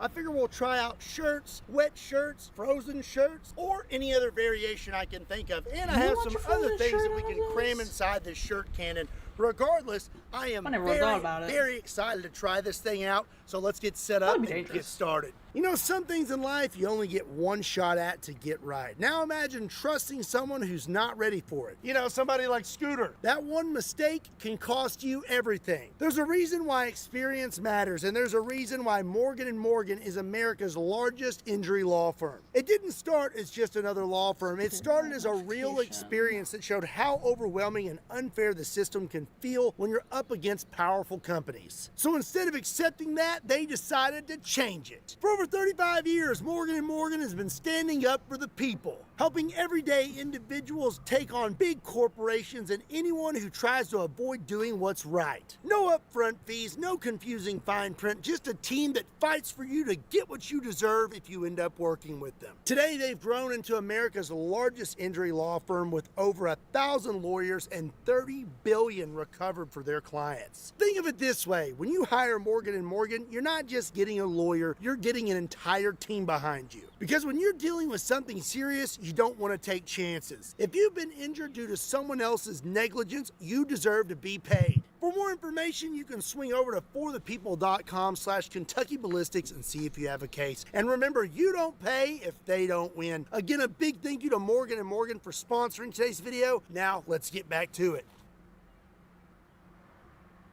Okay, first things first, I just want to see how far we can shoot these shirts. So you have a pressure gauge here, and it goes from 0 all the way to 150 before you start bleeding off the excess pressure. So I say we take a few shots at different pressures. So let's start out around, let's go with 40. Got my shirts taped up so they will not unravel, hopefully. Okay, 40 PSI, here we go. Wow, that was pretty far for 40 PSI. I just love the sound effect. I love the sound they make when they come out. All right, let's turn it up to 80. Let's double it. Woo! Wow, that fills up quick. Okay. This one fits a little looser. That kind of just slid down there. So this one may not go as far, but here we go. 80 PSI. Whoa! Okay. That's pretty impressive. I'm not gonna lie. Yeah, those can shoot stuff pretty far. All right, now let's crank it up to 100. See if I can do that ever so gently. Whoop, 100. All right, let's go with this one right here. All right. 100 psi. Whoa. Yeah, they got range. Yeah, it definitely went farther. I think some. All right, we're gonna crank. I think some people underestimate how far you can launch shit with a fucking t-shirt cannon. Adds in 20. Yeah, I saw the Sari notification, so I think it's about to hit, like, I'm assuming like 20 seconds or some shit. But they got some range. Although, I don't know, like, I think, don't quote me on this, but I want to say they can launch, like, 300 feet, I think, at max. I think it's like 300. He needs to put a potato in there. Yes, let's put a potato. Let's put some potatoes in the in a t-shirt cannon. That I like that idea. I like that idea a lot. The Navy once built a ship that used the same tech to launch shells. I mean, if it works. Now imagine launching a fully wrapped hot dog, including the bun. I feel like it wouldn't. I feel like it wouldn't make it across. I mean, wrapped maybe it might make it if it's fully wrapped, possibly, but I think that'd be a bit of work. Cause I mean, why are you launching fucking hot dogs? Like, please, why?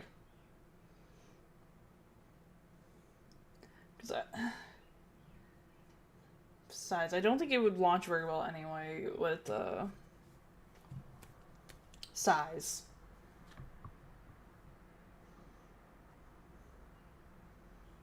Yeah, and they're wraps around them from a baseball game. I mean, maybe. I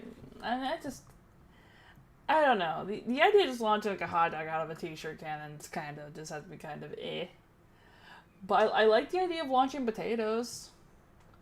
Because potatoes, at least they can be a similar width to the actual t-shirts when they're wrapped up and shit that get launched out of them. So, I mean, it could work, but I don't think it'd be the greatest idea. Crank it up all the way now. Let's see here. Woo! Oh yeah, yeah. We blew our seal, so we're about as high as we can go. I think that's about 150. Okay, 150 psi. Here we go. Whoa! Whee! Holy cow!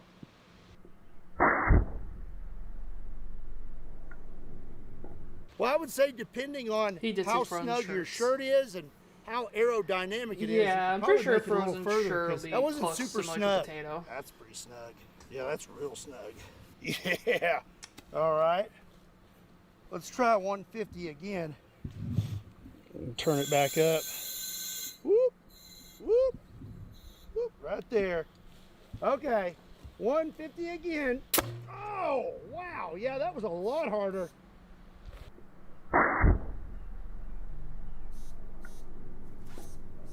I would say compression is key with this thing.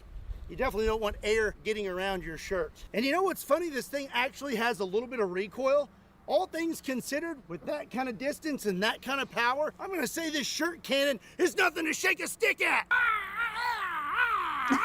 So now that we have seen how far this thing will shoot, it's time to see how powerful it is. We have our ballistic dummy lab zombie torso, and we're gonna shoot him maybe with 1 or 2 lower pressures, and then we're just gonna crank it all the way up, hit him in the body, hit him in the face with several different variations of shirts, and I have to say I'm pretty excited. Since 150 PSI is as high as we can go, let's give him half power first, around 75 PSI, and let's start out to the body. Here we go.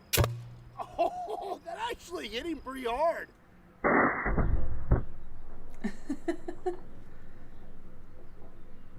Yeah, he was jiggling and wiggling, but obviously we have no damage to the I'm not zombie sure how that torso. would go. It'd give you a good If you launched it thud, with full maybe knock buckshot. the air out of you, but no real damage. But that was at half power.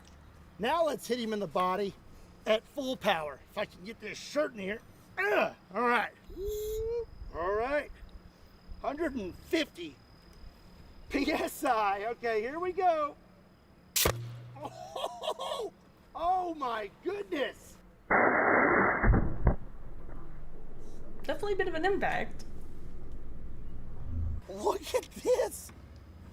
That actually hit the zombie really hard. There's a mark here on his chest. That is crazy. Okay, so shirt cannon, full power, point blank to your chest. That's definitely gonna wind you. I don't know if it's gonna break your ribs or anything like that, but it would definitely hurt. So if you see somebody with one of these at a basketball game, make sure you can keep your distance. Okay, gonna go half power, and this time we're gonna go to the face, if I can hit him. So I'm gonna say about, well, you know what? Let's make sure. Let's get about right there. 1, 2, 3.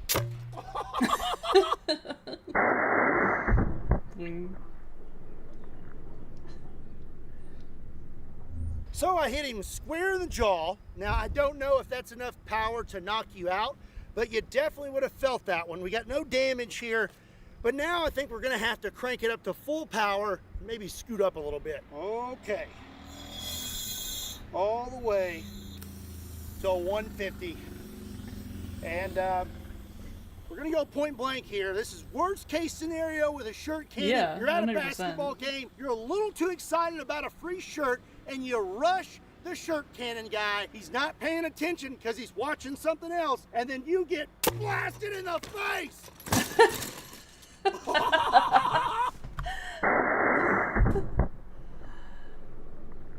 Ooh, that did not look like a good angle for your neck. All right, we're gonna have to inspect. I think that was pretty bad. Oh,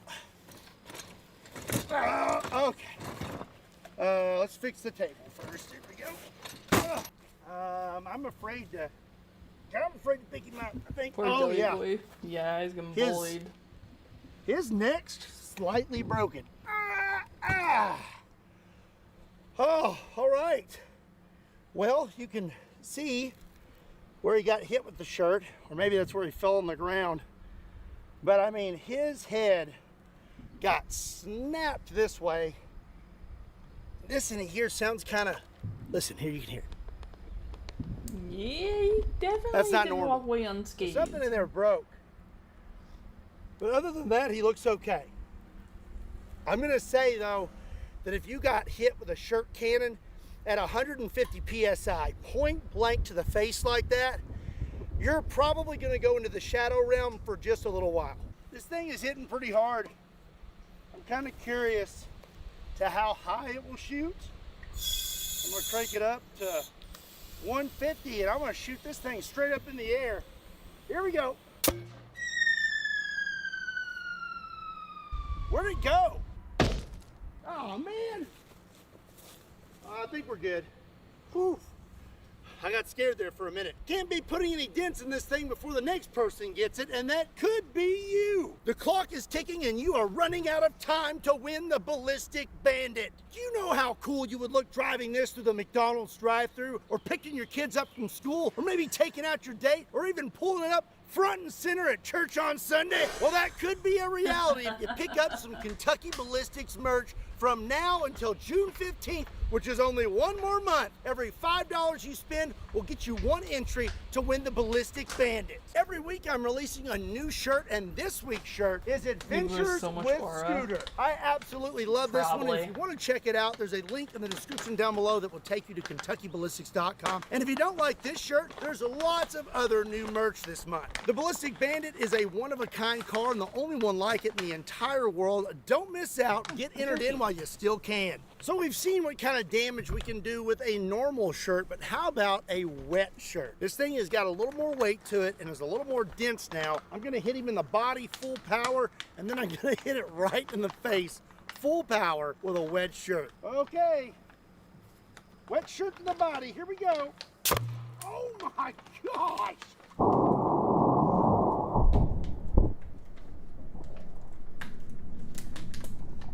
That kicked a lot harder. Look at that, we got us a little bit of steam coming out of there. Man, you definitely would have felt that. I mean, that just smacked him in the stomach. I'm kind of worried about hitting him in the face. I'm afraid we're gonna lose the entire head, but there's only one way to find out. Okay, I've got me a white shirt, and this one held water a lot better than the other one. And I have a feeling it's gonna hit him a lot harder. Oh my goodness, this is gonna be bad. All right, I'm gonna have to hang on to this one. Oh, taking his head off in 3, 2, 1. Oh my gosh! I mean, his neck is already fucked up. Dude, that thing kicked super hard. And I'm pretty sure that zombie's dead. Well, that was quite the shot. We managed to damage the zombie for real this time. I'm surprised I'm not a fan of how the head is still on here. But if you take a look right here, this is split. Like split the nose, the eyebrow, everything. So that tells me that if you got hit point blank in the face with a wet shirt out of a shirt cannon, I don't know what scenario that is. Maybe you're at a wet t-shirt contest. I don't know. But you would definitely be messed up and probably have to go to the hospital. Need some stitches and probably will have a broke nose. The wet shirts were actually pretty effective. We had more weight and they're more dense. But now we're loaded up with a wet shirt that is frozen solid. I'm a little nervous, but equally excited. Yes. Crank this thing up. Oh, not gonna lie, I'm a little nervous to shoot it with this. It's like, what if it bounces off or, I don't know. Okay, 3, 2, 1. Oh!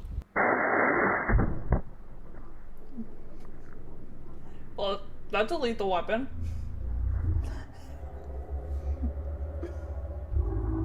Potentially. So no way, it's this shirt cracked. is still frozen solid. I mean, it didn't budge, not at all. Now the zombie, he did budge, and if you take a look right here, you can see that this shirt just absolutely caved in the zombie's head. I mean, that was brutal. My goodness. Oh, and he's got saran wrap on his face. That's from the shirt. Oh dear. So judging from this test, I would say if you're at a basketball game in Alaska or maybe Antarctica and they bring out the shirt cannon, I would just duck. Frozen shirt was pretty brutal and pretty effective, but now I want to know what happens if, well, if you got hit with some free frozen corn. Not the corn. Exactly right. So I'm gonna have to give it some wadding. So I've got me a microfiber cloth here. Just kind of wrap it around it. That may be too tight. Hold on a second. Here we go. Oh, yeah, I think that'll work. Let's try this. Oh, yeah, that's perfect.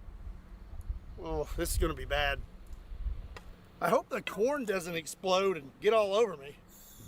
Gonna go ahead and crank it up. Why not, right? 140 PSI. Corn kernels to the face. I gotta hang on this one real tight. 1, 2, 3. Oh my gosh. Okay, I think that corn had thawed out just a tad.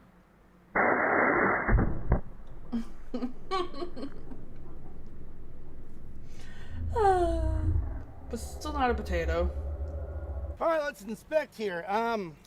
Yep, he is 100% covered in corn. I really don't know what to tell you. I definitely wouldn't want to be hit with frozen corn out of a shirt cannon. I don't know the scenario that would happen in, but if anyone is ever giving away free corn, say no. This shirt's still kind of frozen, and I'm kind of wondering what happens if he gets hit in the body with this. Okay, I'm gonna go for his ribs, like right there. Be pretty much point blank. All right, here we go. Oh!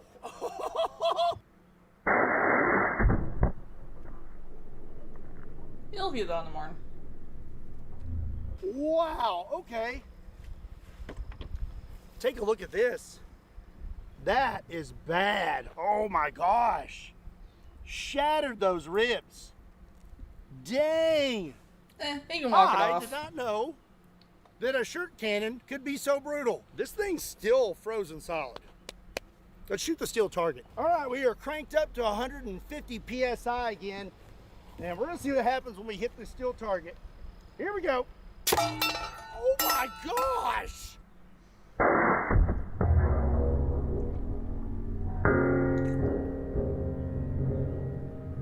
It's like hitting it with a 4-bore and getting the 100%. paint off of it. Look at that.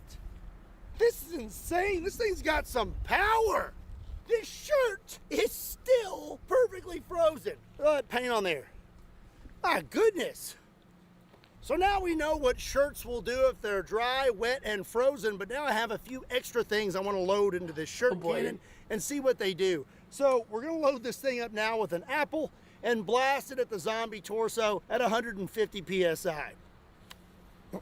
Wow, that apple's hard. Right to the pectoral region. 3, 2, 1. Oh, oh, wow.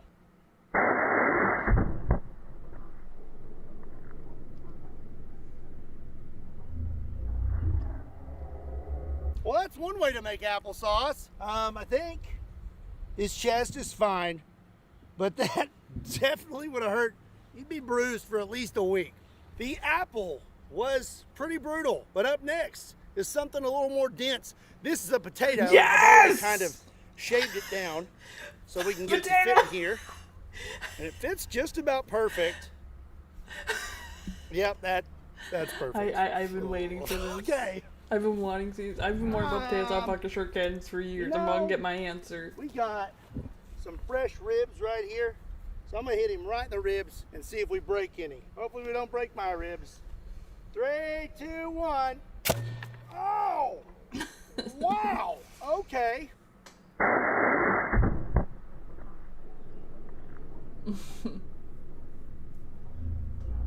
I don't think a pickle would do Let's much. have a look at that because we got a little bit of green liquid here. Wow. Okay, that broke ribs, and oh gosh, look at that.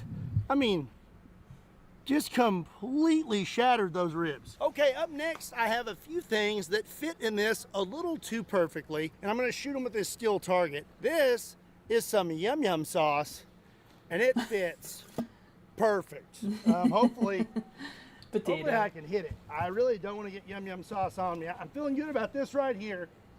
Here we go. Oh, I just nicked it.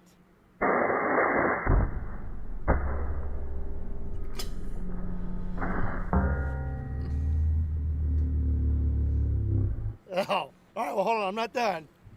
Now, I got this little thing of mayonnaise, and look at this. I mean, it is snug. Oh, get it. There we go. Add some pressure.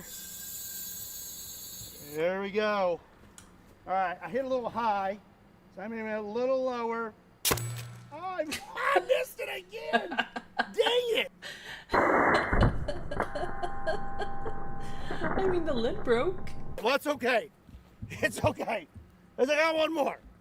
Shaving cream. We're gonna make sure we hit it. This doesn't fit as good. Oh, just kind of clunked in there. Oh, I definitely still hit with the mayo because I can smell it.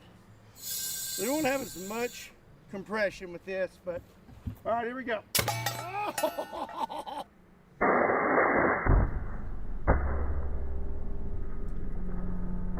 I mean, I didn't catch what kind of mayo it was, so. Even, whoa, look, we done sprung a leak. Look at that. That's actually pretty cool. All right, I got two last things. One is bubbles. Now I'm gonna scoot up because I know my aim doesn't seem to be super great with this thing. I'm hoping No, these I'm do kind of not picky about burst mayo if I ever do use inside the shirt cannon. All right, going right for the body. Here we go. Oh! Whoa, it actually blew bubbles.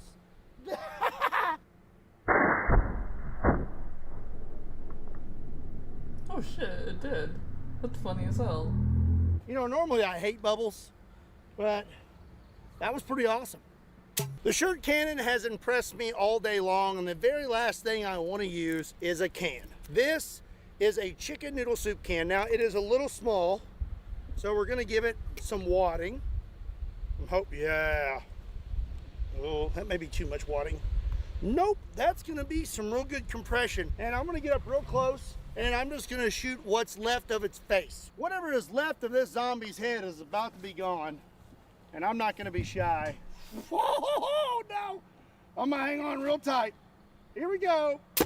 Oh, wow! Well, nice knowing you, bud.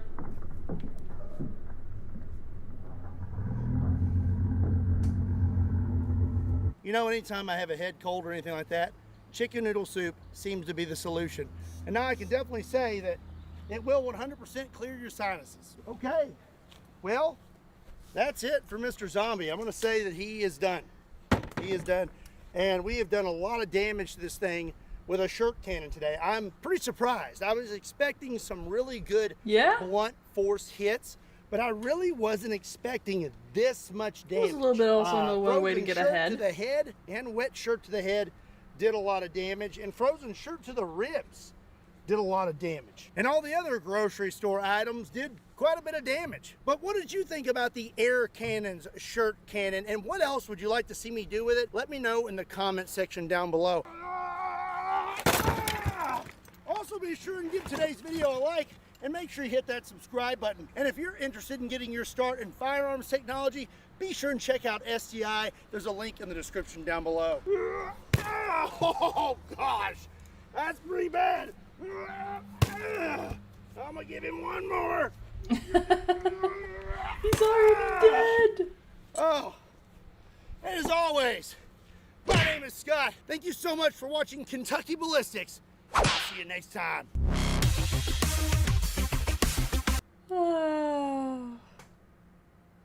That was good. That was good. That was so much better than I was expecting. Holy shit. And I'm so fucking happy he actually did launch potato out of the fucking cannon.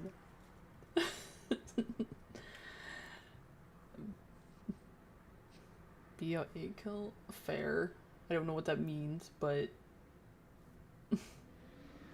Can't have a headache without a head. I mean... Yeah, technically.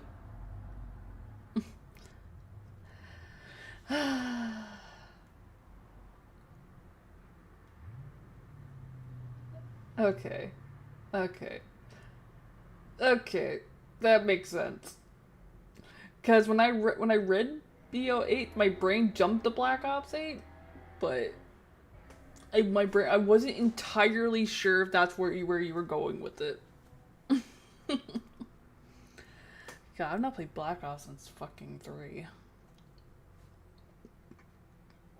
I don't think I can really be bothered to either. Fix your shit.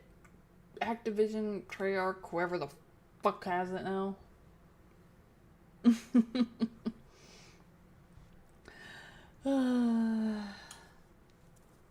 I've yet to play Battlefield.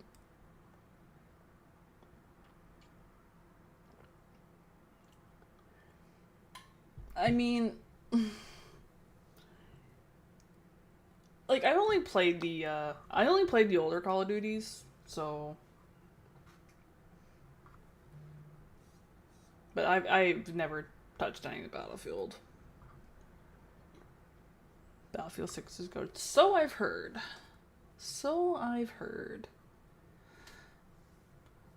Like, the thing is, like, I didn't even really play fucking Call of Duty for the multiplayer. I did their, like, campaign, or I was just shooting zombies and shit. I generally didn't fuck around with the multiplayer. Generally, though, once in a while, I mean, I'd find my way there, but it was very much a, I'm only doing this with friends, and you'll not catch me elsewhere. Call of Duty Ghost campaigns. I never played Ghosts. I've wanted to, just like I wanted to play World of War, but I never did Ghosts. Stopped after Infinite Warfare. I mean, probably. I never played Infinite Warfare, so like I stopped playing Call of Duty after fucking Black Ops 3. And I never touched it again.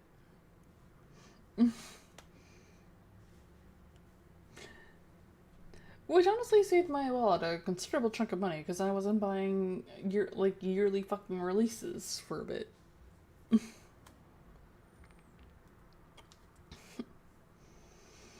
Alright. Let's see, what else do I have?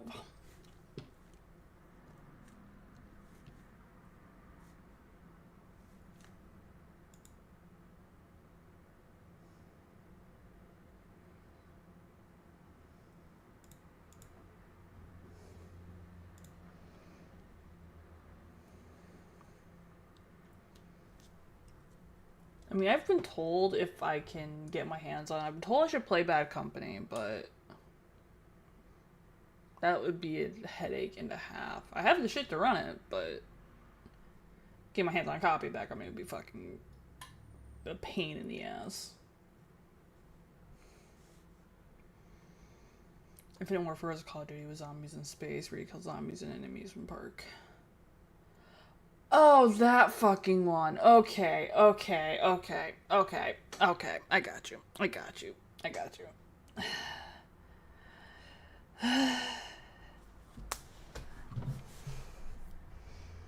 I've heard things about that one.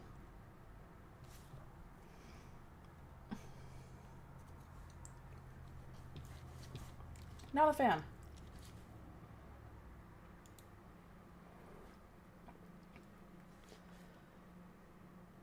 Alright, now we're gonna do this little piece short of a scent because fuck it.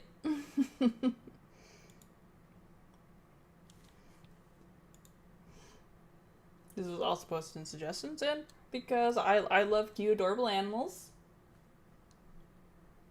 I can't make sure my sound's actually on. So we all know that geese are undefeated against mid-size opponents. But how do they fare when the opponents keep getting bigger and bigger? Let's find out. Round number 1. A goose versus a gorilla. A gorilla may be able to bench press like 5,000 pounds, but it doesn't stand a chance against an angry goose. The goose quickly asserts its dominance over the ape. I guess we know who's the real silverback in this enclosure. Round number 2. A couple of tigers. Well, unfortunately for these beautiful felines, the goose makes short work of them. Tigers learn that if you mess with the honk, you get the bonk. I love this. Round number 3. We've worked our way up to the megafauna, like hippos. And while the hippo is certainly a formidable opponent, it is no match for the Canadian Air Force. The hippo quickly goes into submarine mode to protect itself. Oh, God, is it gone yet? Round number 4. The rhinoceros. Surely it will do better. Not really. It does about the same as the hippo. After the initial attack, it does the smart thing and just retreats. Oh my God, it's running. Look at it run. But what about elephants? Surely there's not a video of a goose attacking an elephant. Wrong. Everybody knows how intelligent elephants are, but I don't know where this one's mind was at when it thought it could splash a goose without getting attacked. The goose doesn't hesitate to launch a counterattack.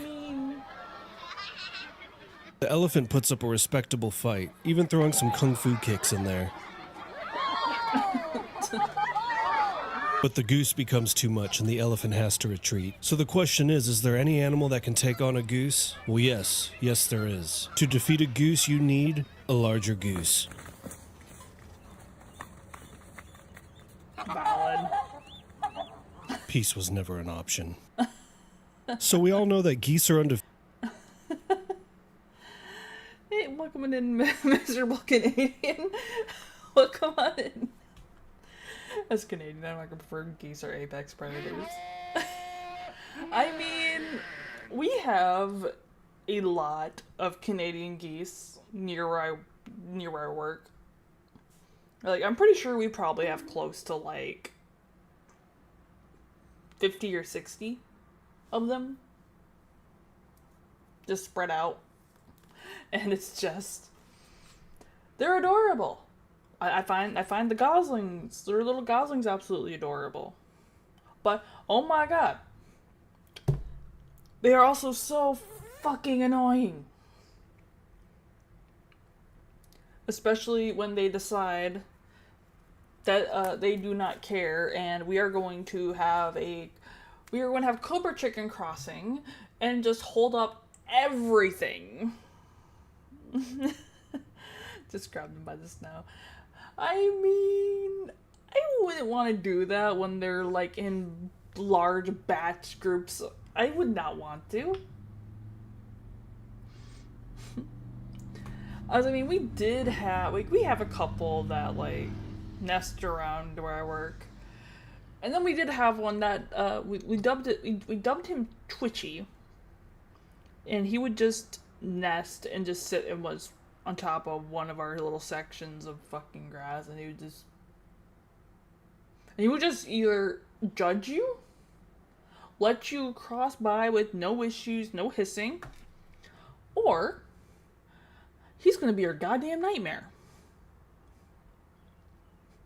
Which unfortunately one of our HR people was on the list of I don't like you. And was attacked by them. So yeah.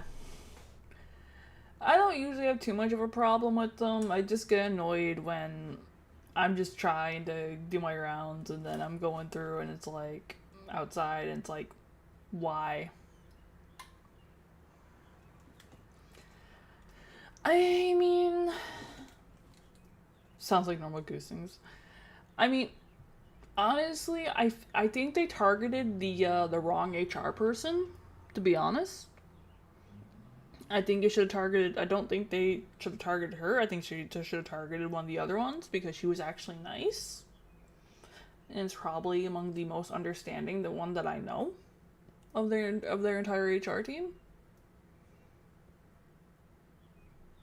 I mean, it's not like elephants. It's not like with elephants where they have that like really, really good memory and shit.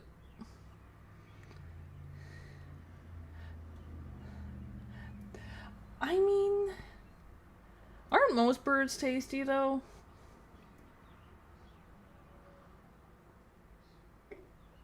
You know what? That's fair, Jake. That is fair. So very true. I just think they picked the wrong target. I think they should pick the other HR people. Because they would have been more fitting. This is why I disable autocorrect on some of my devices, so I don't have to deal with it. It's also why I do type a lot of typos sometimes. It's because I don't have autocorrect on for some of my stuff. I don't think crows taste very good. I mean, crows and ravens are probably the two birds I would not want to fuck with. Because I know one of them, I can't remember which one it is, they have very good memory, and I'm not fucking with that. I'm not going to be remembered for generations as this person who did XYZ. Okay, it is crows. I couldn't remember if it was crows or if it was a different one. I couldn't remember if it was crows or ravens. But I know they're both very, very smart.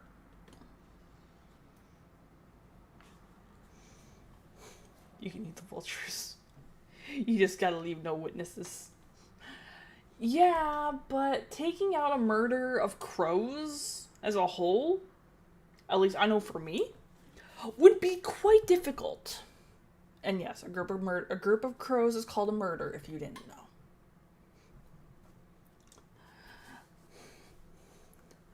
know. Don't know why they're called a murder, but it's called a murder. I don't make the rules.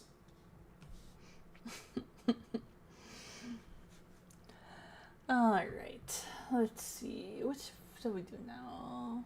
Just had an ad break run through, so... Yeah, but you gotta take out all of them. You gotta take out every single one of them in that batch. Because if even one of them remembers your face, they'll talk.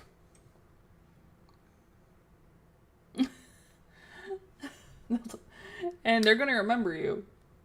And what they do, we may never know. Okay, Busted t-shirt cannon. Alright. Know what? We will do the most gangster dad of World War II, Paul Pappy Gunn. They can't remember your face if they never see you. True big brain strats.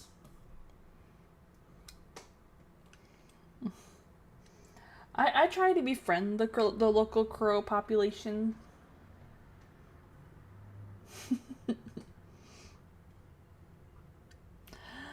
Alrighty.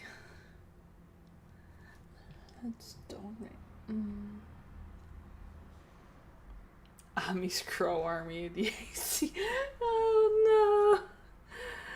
Crow Army wouldn't make sense though. It would not make sense.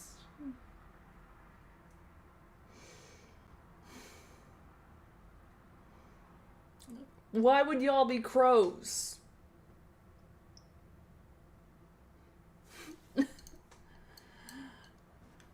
Oh, fuck. Why are y'all like this? Actually, don't answer that. A cat rolling over crows to others. It does not make sense. It does not. Caca, motherfucker. No. Ami's Cat Army, same acronym. I mean, oh my god. Why? Chaotic Kittens. But you have the badge already made. I mean, wait. What do you mean you have the badge already made? What the fuck do you mean, Kane?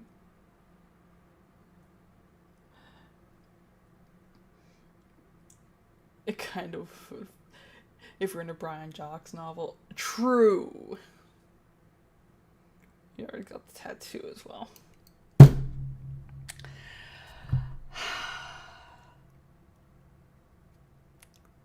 I'm about to be over fucking ruled, aren't I? I'm about to be outvoted. Y'all wanna be fucking crows.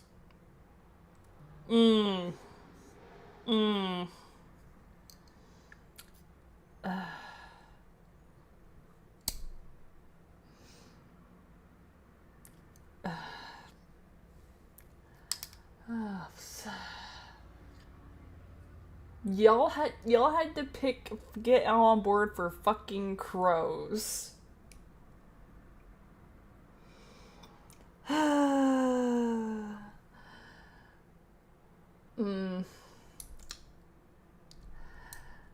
I guess I'm gonna have to get a crow mascot made. Holy shit.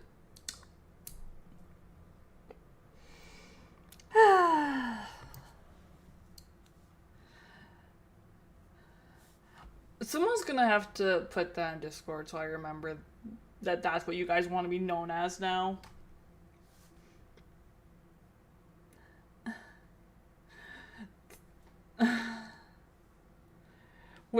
Whatever the one was with crows, and apparently y'all are completely going ham on this, so... I mean, at the end of the day, I don't give a shit, because it's what y'all want to be known as. If y'all want to be crows, I mean, that's fine. I don't understand the logic of it being crows. But, you know what? If that's what y'all want, that's what y'all gonna get. I don't have to understand it. Anyways.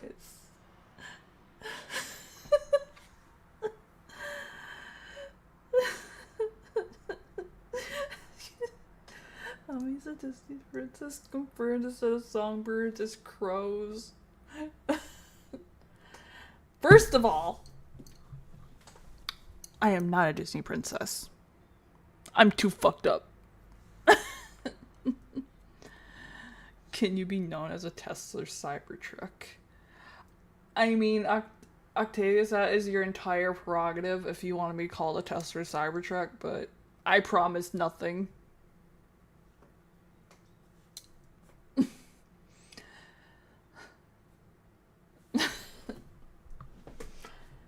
But but it's like I told Barden, I cannot promise if you were to go by that. I cannot promise I would call you by that.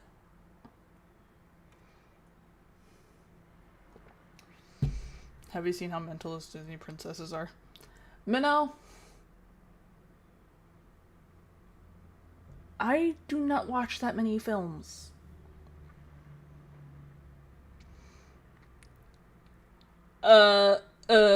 Maybe, perhaps. I don't know what you're talking about, right?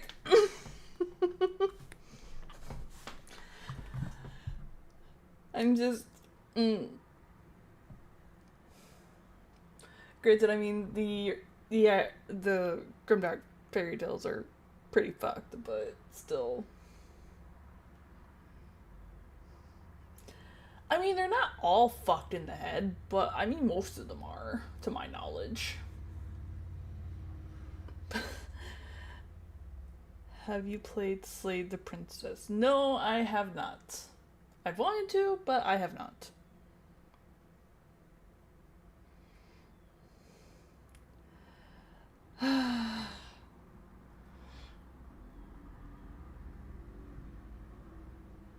I am not touching those with a 40-foot pole, and I'm just gonna start this fucking video. Because I'm just, I am running away from this topic. Willing to admit it or not, every single dad has thought about in his head the things that he would do to save his kids, and he also likes to think that somehow, if the situation required it, he would rise to the occasion and become a superhero to do so. Well, this is a story about a man that actually did that. Today we're talking about Paul Irvin Gunn, aka Pappy. General Kinney, the man in charge of the entire United States Army Air Force after his time in service, after having hundreds of thousands of men serve underneath him, wrote a book about two of them. One of them is about Dick Bong, America's ace of aces, the greatest fighter pilot in American history, and the other is about Pappy, a 42-year-old retired Navy carrier pilot that was working as a civilian pilot in Manila in the Philippines when the Japanese attacked. When things started going south in the Philippines, General MacArthur's staff told Pappy that they needed him to fly a bunch of very important VIPs from the Philippines all the way to Australia to safety. They told him that Manila was going to be defended and he would have time to take the VIPs to Australia, come back, pick up his family, and evacuate them as well. Oh, the lie detector determined that was a lie. They lied. By the time Pappy had reached Australia, he was informed that MacArthur had declared Manila an open city and it had fallen into the hands of the Japanese with zero resistance. His family was then taken and placed in an internment camp at Santo Tomas. Pappy then goes on a one-man rampage to get his family back, launching multiple rescue attempts, crash landing his plane multiple times before he comes to the conclusion he's not going to be able to do this by himself. The only way he's going to be able to get his family back is by helping America win the war. In order to do that, he steals an entire fleet of B-25 medium bombers from the Danish government, takes them back to his base, heavily modifies them by sticking 850 caliber machine guns in the nose, a feat that engineers said was impossible, creating the first predecessor for the A-10 Warthog. He then proceeds to train a bunch of other pilots how to fly these things and takes them out on missions where they wreak havoc on enemy ground troops in the Pacific. And after they've killed so many enemy soldiers that they need reinforcements and they're sending in a massive reinforcement convoy with supplies and an entire infantry division, Pappy heavily modifies the B-25s again to perfect a tactic known as skip bombing and utilizes them to destroy the entire reinforcement convoy before it ever reaches the coast, which directly leads to the liberation of the Philippines. General Kinney said that Pappy Gunn was more important to the war effort than any Japanese general ever could have been. So if this is true, how have you never heard of this guy? It's because General Kinney also made it illegal for journalists to write stories about him at the time because they didn't want the Japanese finding out who this guy was and how much trouble he was causing, because then they would take it out on his family in the internment camp. But since that's no longer a concern, we can talk about it right after word from our sponsor. Delete me. You're not my wife. Yeah, the wife and kids unionized, so you're served. Great. You know, I'm gonna have to redo the camera angle because you have to hunch down because you're so much taller than my wife if you're replacing her, right? All right, you guys know the deal. Delete Me, online subscription model. You give them money every month. They turn around and make sure that data brokers on the internet aren't selling your personal information. What does this actually do in practice? It gets rid of your personal info, isn't just floating around the internet for anybody to be able to buy for a couple of bucks. Okay, I know what you're thinking, because I thought the same thing. I don't want to give Delete Me all my personal information either. I'm trying to get my personal information off the internet. Why would I give it to an internet company? You don't really have to give them your personal information. It's honestly kind of creepy. I gave them my name and my email address, and that was it. They came back to me a couple of days later and was like, is this your address or one of your previous addresses? It was. Is this your mom's full name? Uh-huh. Is that your dad's full name? Uh-huh. Are you related to this person? Did you go to this high school? They knew everything about me and knew exactly who I was just by me giving them my name and my email. All I had to do was answer a couple of yes or no questions as to whether or not that was in fact me, which it was, at which point they're like, cool, go ahead, pay for our subscription service. We'll go to all the data brokers where we found this information and force them to delete it. And as long as you keep being a paying member, they will continue to monitor all of these data brokers for your personal information, and if these data brokers do acquire it again, they will force them to delete it again. In my opinion, it's definitely worth it. I've been using them since before they were paying me to talk about them, and I'm going to keep using them after they quit paying me to talk about them. If you want to give it a try, I'll have a link and a discount code down below. Let's get back to the video. Our story begins October 18th, 1899 in Quitman, Arkansas, when a young Paul Irvin Gunn is born. He is one of 9 kids. He has 5 older sisters, and he is the oldest son. At the age of 7, his dad passes away. His 5 older sisters have already married and moved out of the house, and he is at this point the oldest child. He is now the man of the house at 7 years old. From this point on, he becomes a workaholic for the rest of his life. If he's not helping his mom on the farm, he's going out, he's shining shoes in town, and then eventually he gets a job working for a mechanic in town, working on cars, where he becomes a brilliant mechanic at a very young age. Hi, my name is Giuseppe, and I'm a 9-year-old car enthusiast. So brilliant that by the time he's a teenager, he's actually able to take a bunch of old wrecked cars in the salvage yard behind the mechanic shop and cobble them together to make a car that he can drive for himself. And not only does this car drive, it's the fastest car anybody's ever seen. He loves it. He loves working on cars. He likes going fast. He wants to be a race car driver. And then one day he sees a plane which goes even faster than a race car. So he decides he wants to be a pilot. And the best place to do that is in the United States Navy. But he can't leave his mom. Mom needs him to help make money so that she can keep the house and the family afloat, so he can't leave her high and dry unless he can figure out a way to make a shit ton of money and leave it with mom. Then he could go off and achieve his dream. The only problem with that is the only honest legal way to make money is to work at the mill in town, and that only pays 75 cents a day. That's gonna take him years to save up enough money. That's not gonna work, so he decides to do it the illegal, dishonest way. He's 16 years old, he can drive his ass off, and he's got the fastest car in town, so he becomes a bootlegger for the mafia running alcohol during Prohibition. Well, ain't y'all cute? That's my baby.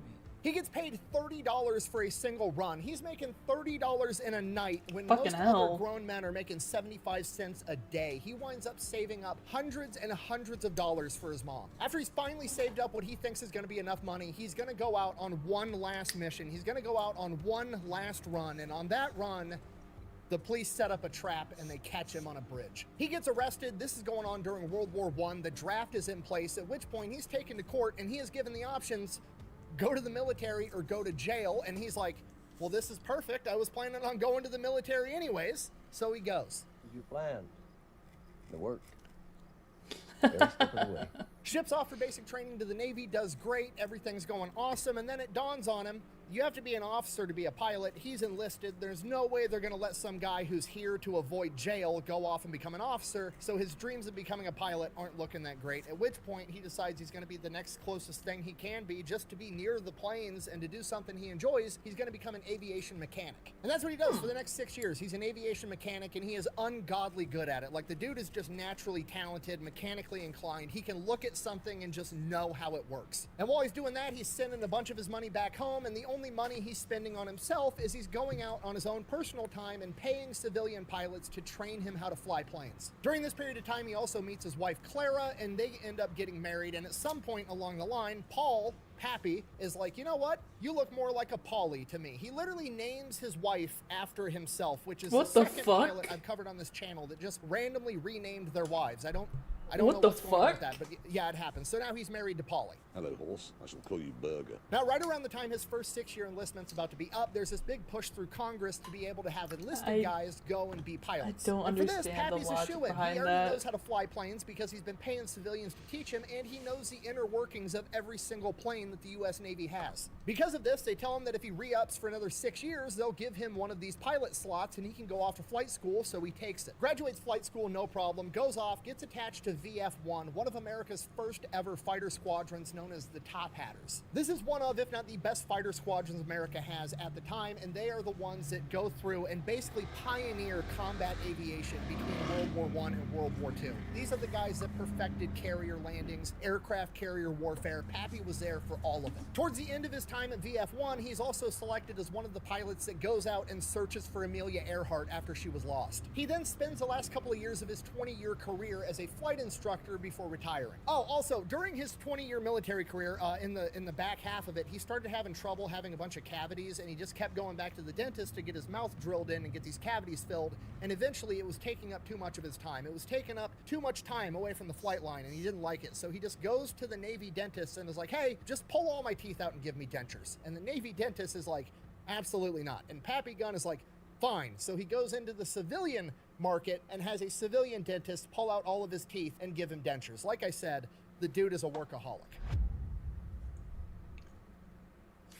So Pappy retires from the Navy. Pappy and Polly move the family out to the Philippines in Manila. They've got 2 sons and 2 daughters, and they're living out in the Philippines. And Pappy is a founding member of Philippine Airlines. They've got a couple of Beech 18 planes, and they're flying people all over the area. This goes on for a couple of years. Pappy's retired. He's still flying planes. He's got his dream job. He's got his wife. He's got his kids. Because of the exchange rate between American currency and Filipino currency, they're basically very wealthy. They have servants working in the house. Things are great.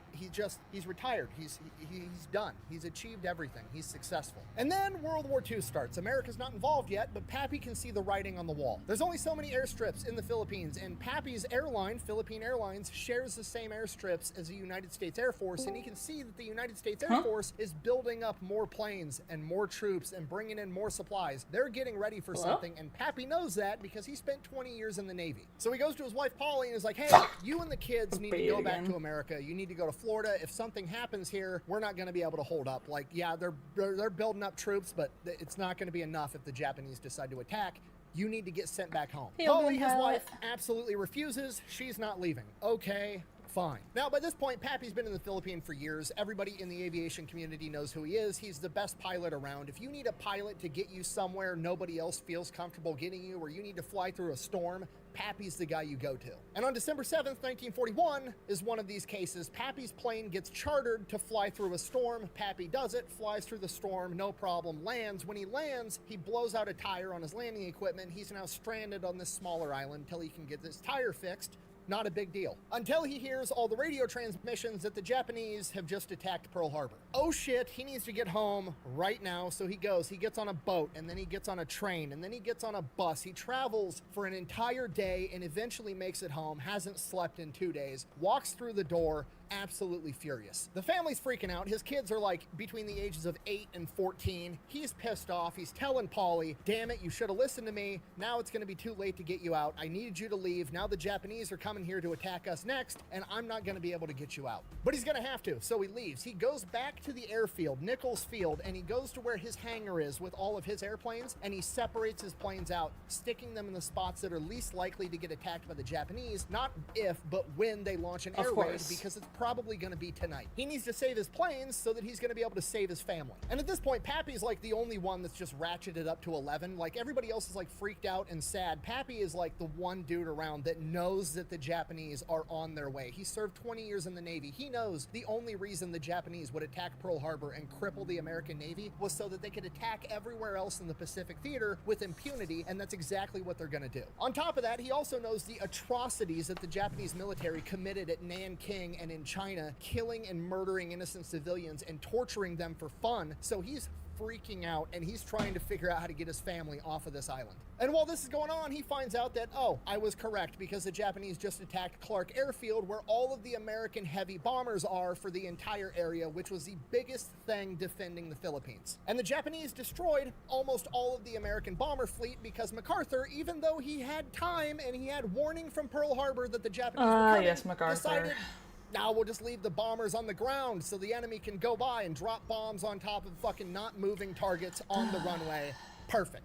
That shit is crazy. I really don't like that guy. So he finishes up hiding his Beach 18s the best that he can, goes back home, has the family cover all the windows with tarps and blankets to restrict any light movement. He's freaking out because his house is only a mile away from Nichols Airfield, and from the sky, you can't tell that it's not part of the military base. It's a good chance his house is going to get hit if the Japanese attack. He has the entire family sleep in the living room. He has a game plan. He's like, okay, one of us has to be up at all times. If we hear enemy planes, here's what we're going to do. We're going to go out into the front yard. Our yard has this like brick wall perimeter around it. You're gonna lay belly down next to that brick wall outside of the house with your mouth open the entire time. Daughter, like, why are we keeping our mouth open? So the shockwave from a bomb doesn't blow your eardrums out. At this point, the family's shitting their pants. They realize how serious things are getting, and everybody's panicked. Pappy, who already hasn't slept in 2 days, takes the first shift. MacArthur is a like fucking character. He's dog-ass I tired, do hasn't not like slept in him. 48 hours. He's about to go wake up Polly to take the next shift, and right at about 2:30, he hears planes off in the distance, and he's listening, and he's listening, and he's so experienced as a mechanic and an aviator, he doesn't recognize that plane. And if Pappy doesn't recognize it, it's not a plane that's from the Philippines, and it's not a plane that's in the U.S. arsenal. It's the Japanese. Pappy wakes the entire family up. They rush outside, and they all get to lay belly down next to the brick wall in their front yard with their mouths definitely open a glory and watch hound. Nichols Field a mile away get bombed to shit. Next morning, Pappy goes and finds an apartment deep into a residential area on Manila, somewhere that's going to be far away from any military objectives, so hopefully they're not going to get hit there. Moves the family. Which one was Custer? The name sounds familiar, but I'm not entirely sure which one Custer was.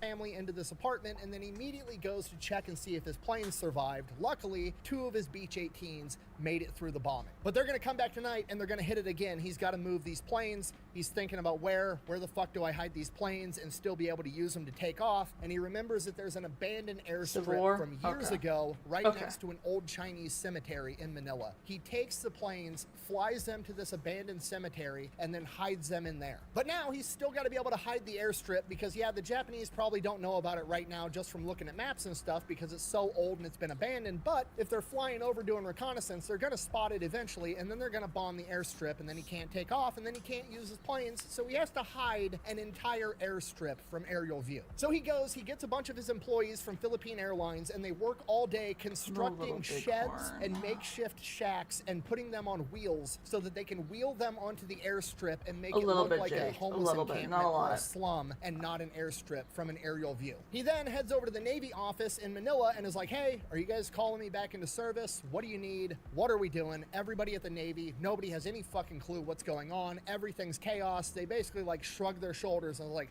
I don't know, bro. We haven't heard anything. So then he goes to check in with the Army Air Force, and the Army Air Force is like, hey, we're confiscating every civilian plane. Everything we need, we're confiscating all of it. It's ours now. So we're going to take your Beach 18s. You can give them to us, and then you can go fend for yourself with your family in Manila. Or, since you're a pilot, we'll commission you right now, and you can be a United States Army Air Force pilot. And Pappy's like, fucking, I guess I'm gonna be a pilot, and he gets commissioned as a captain on the spot at the age of 42, just so we're all clear, which is ancient in military standards. Things aren't so bad. Food's a lot better. We used to boil everything. No polio's good. Internet, so helpful.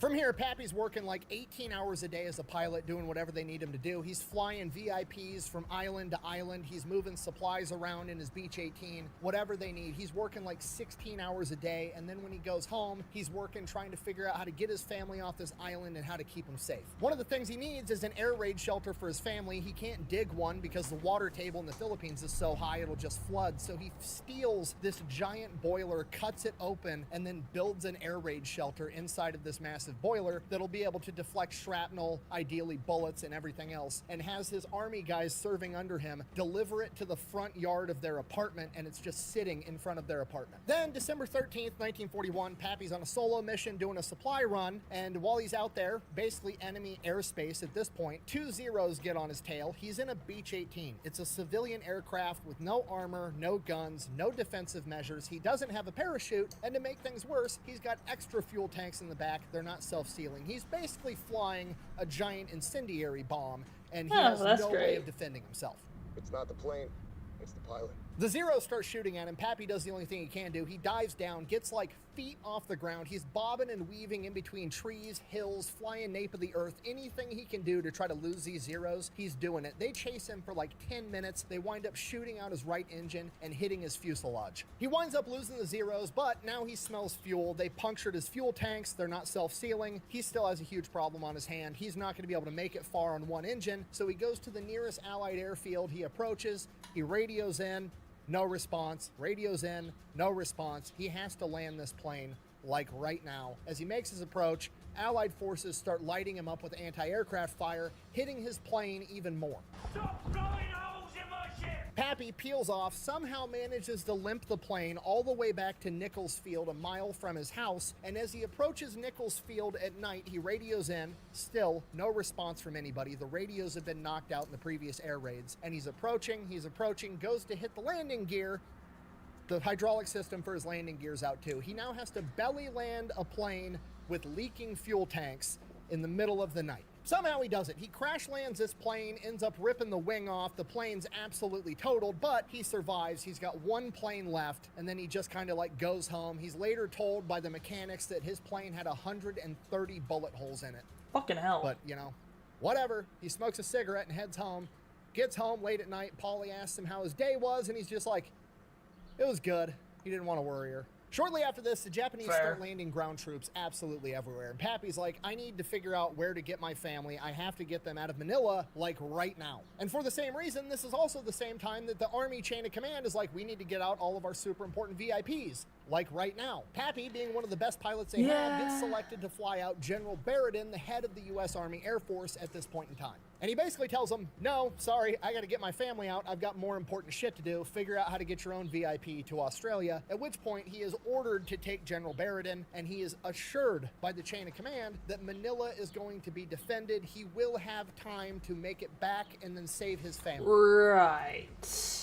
It's working. So he does it. He follows orders. He flies General Barradin and his staff to Australia, and by the time he lands in Australia, he finds out that MacArthur has declared Manila an open city, and it has been turned over to the Japanese with zero resistance. His family, for all intents and purposes, as far as he knows, is either dead or put in a Japanese internment camp.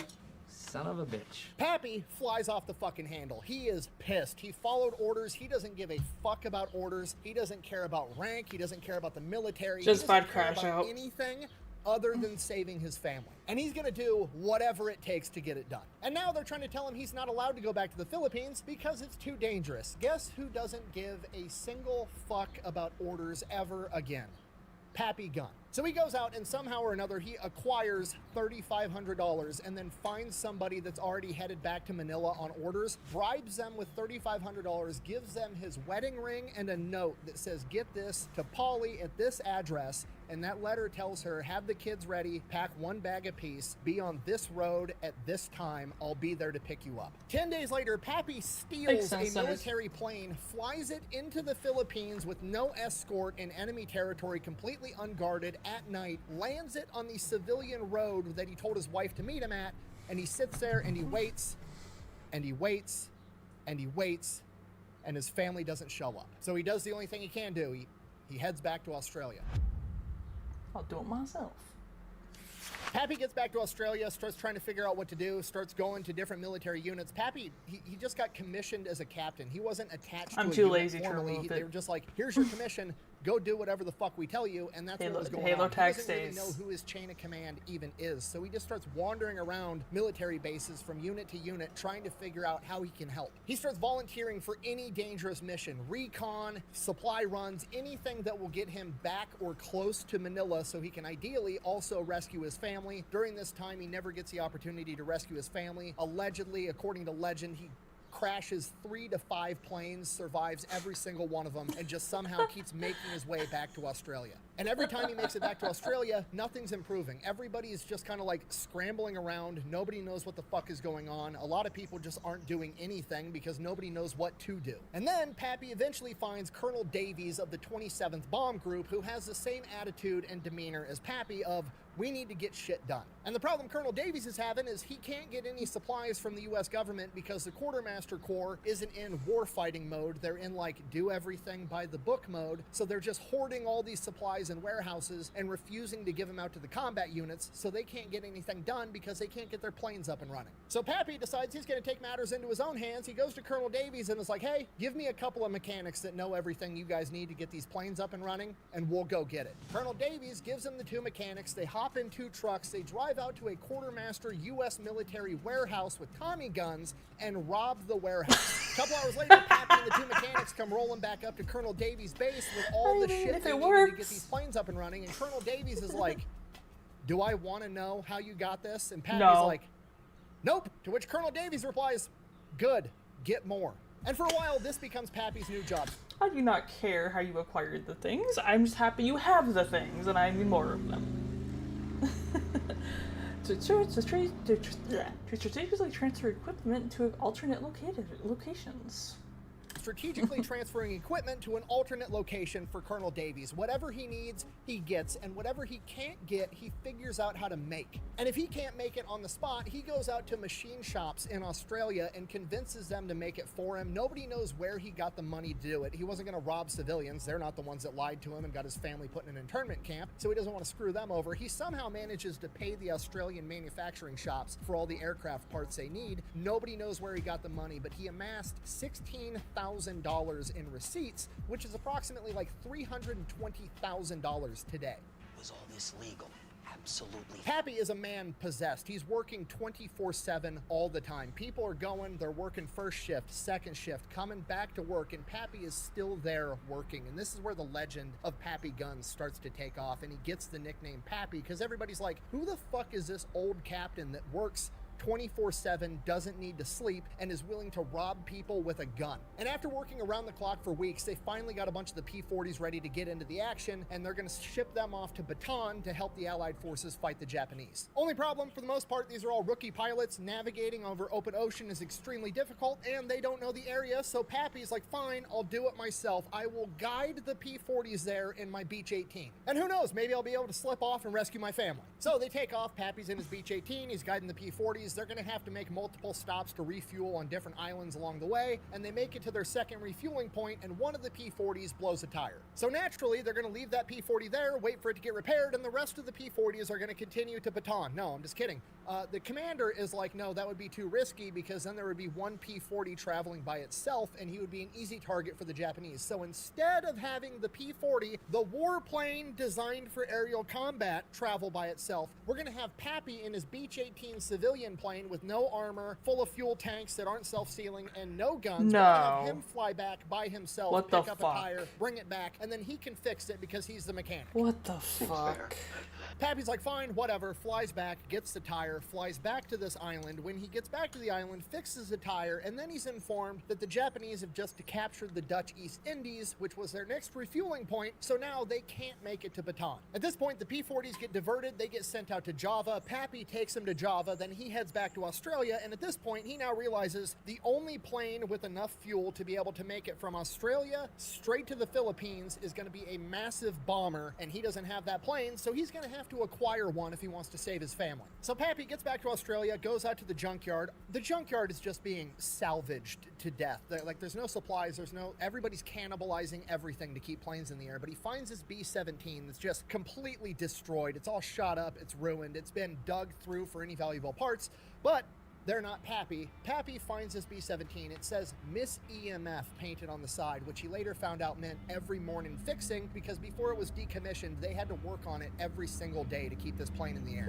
Pappy goes to work around the clock working on Miss EMF, stealing all the parts that he needs, and he gets this B-17 to the point that it can fly. And unlike his civilian Beech-18, this can carry guns and ammunition, which is something Pappy definitely wants. So that's exactly what he gets. We don't really know how for sure, but allegedly the word on the street is by this point in time, Pappy had started started carrying 2 Colt 45s on a chest rig on either side of his body, and he convinced a supply sergeant and some aviation mechanics to load up his plane at gunpoint. He then proceeds to go on multiple combat bombing missions by himself under no orders. Then the next opportunity to get to the Philippines arises. Basically what's going on at this point is Allied forces on the ground are just getting ravaged by malaria. They need to get malaria medication smuggled into the Philippines to keep their troops up and fighting. So they're going to get all this malaria medication, and they need a crazy pilot to fly all the way there, and Pappy volunteers, thinking it's going to be another opportunity to get close to my family. Maybe I'll be able to rescue him. So he loads up his plane with quinine, malaria medication, and flies straight towards Bataan. On the way there, about 12 hours in, Japanese Zero spot him. They come in, they shoot him down. Pappy's somehow able to limp this thing to the nearest island, where he has to crash land into a coconut grove.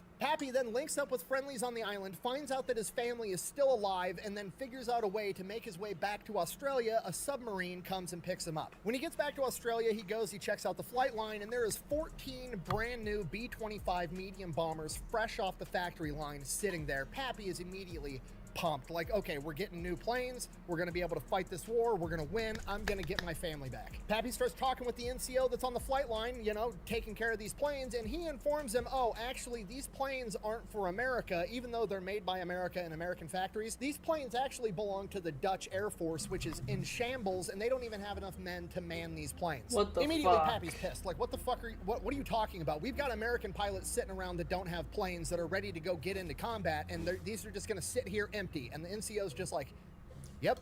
They're just gonna sit there and look pretty and be absolutely fucking useless. Yep, pretty much that's about it. That is without a doubt the dumbest thing I've ever heard.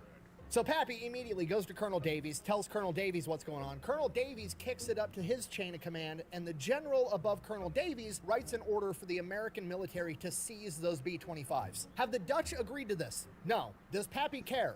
Also no. So Pappy and a bunch of his boys roll up to this Dutch airfield, and they're like, hey, we're supposed to take these planes, here's our written orders, and the Dutch are like, what the fuck are you talking about? Nobody told us anything about this. No, you're not taking our planes. We need to look into this. We need to run this up our chain of command. You know, pretty understandable, normal chain of procedure that they're asking here. And Pappy's like, oh, sure, go ahead. You mind if we go look at the planes while you guys figure that out? And they're like, yeah, go ahead, go look at them. We're just gonna go take them now. They go in the office to check this with the chain of command. Pappy and his guys hop in the planes and just fucking take off. By the time they land back at their airfield, the Dutch have already radioed up to the American chain of command. There's some major from a different chain of command that's there barking orders saying, we need to take the planes back right now. You stole these planes, blah, blah, blah, blah, blah. Colonel Davies comes around the corner and is like, what orders do you have to make us send these planes back? And he's like, I have verbal orders from so-and-so. And he's like, cool, well, I have written orders right here, and written orders trump verbal orders, so fuck off, the planes are ours.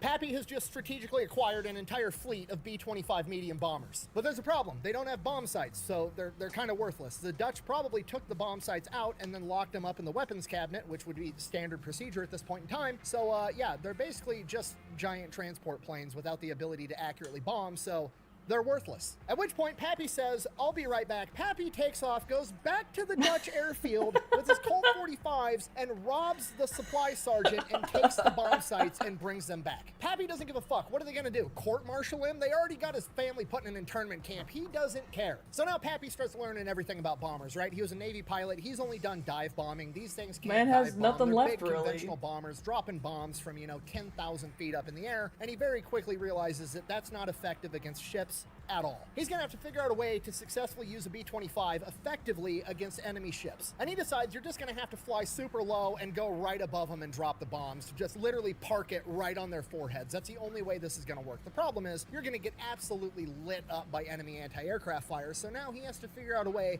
to suppress the enemy anti-aircraft fire. So he goes out and he acquires an A-20 Havoc, a light bomber, and then he also goes out and acquires 6 50 caliber machine guns and figures out a way to mount them in the nose. And the A-20 Havoc is going to go in and strafe the entire deck taking out the anti-aircraft guns, or at the very least suppressing them so they can't shoot at the B-25s, and the B-25s are going to fly right over the top and bomb the fuck out of the ship and sink it. That's the plan. Okay, and just so we're on the same page, I'm like, oh, he throws some 50 cals in a plane. You don't just throw 6 50 caliber machine guns in the nose of a plane, okay? You're looking at like thousands of pounds of extra weight between the guns and the ammunition in the nose of the plane, throwing off the weight, the center of gravity, the aerodynamics, absolutely everything. Regardless, Pappy works around the clock and figures out how to make it work. And then it dawns on him, well, what if I do the same thing to the B-25s? Then they can light up the enemy anti-aircraft fire on their way in as well. It's even more suppressing fire. That's how Dad did it. That's how America does it.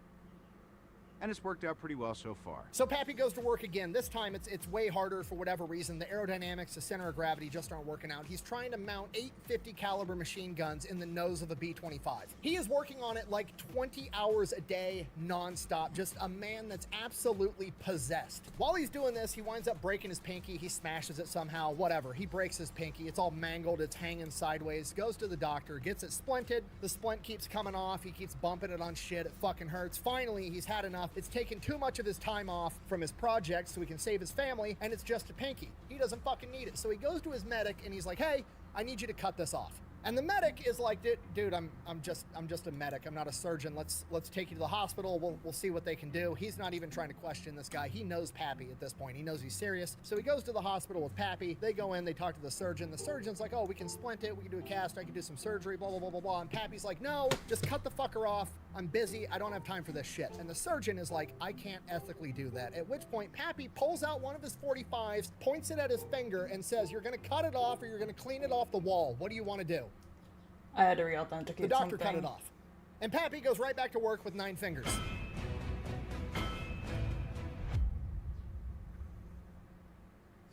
By this point, he's got a functioning prototype. He's going up on combat missions in a plane that's not tested, managing to keep this thing in the air while it's so heavy in the nose. And the first time he fires it in combat, it almost knocks the plane out of the sky and rips the guns right out of the nose cone, ripping the entire thing off. Luckily, he manages to keep it in the air, brings it back. It's okay, I got the useful data. He reinforces the nose cone. He figures out how to mount the 50 calibers directly to the airframe. He's making this work. Also, around this time, he acquires a pet lizard that he names Sam. Apparently, it's just some big-ass lizard that sits on his shoulder all day and hisses at people when they walk by while he's working. I need it. So everybody's just kind of like, the old crazy dude Pappy has just, he's lost his fucking mind. He continues working on the plane. He continues going up on these test runs. Sam the lizard is flying shotgun on his shoulder the entire time.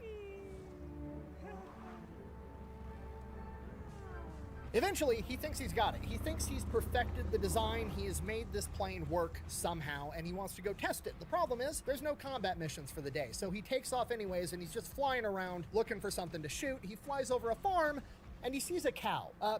Pappy and Sam, it was probably Sam's idea, but Pappy ends up strafing this cow, and allegedly the 50 caliber machine gun fire from 8 50 cals picked the cow so high up into the air that he actually flew underneath it. We even had a guy that picked up an oxen with his 50s coming off a target and flew under the oxen. He then lands his plane, goes, apologizes, pays the farmer $16, loads what's left of the cow into his plane, brings it back to the base, and that's what everybody had for dinner that night.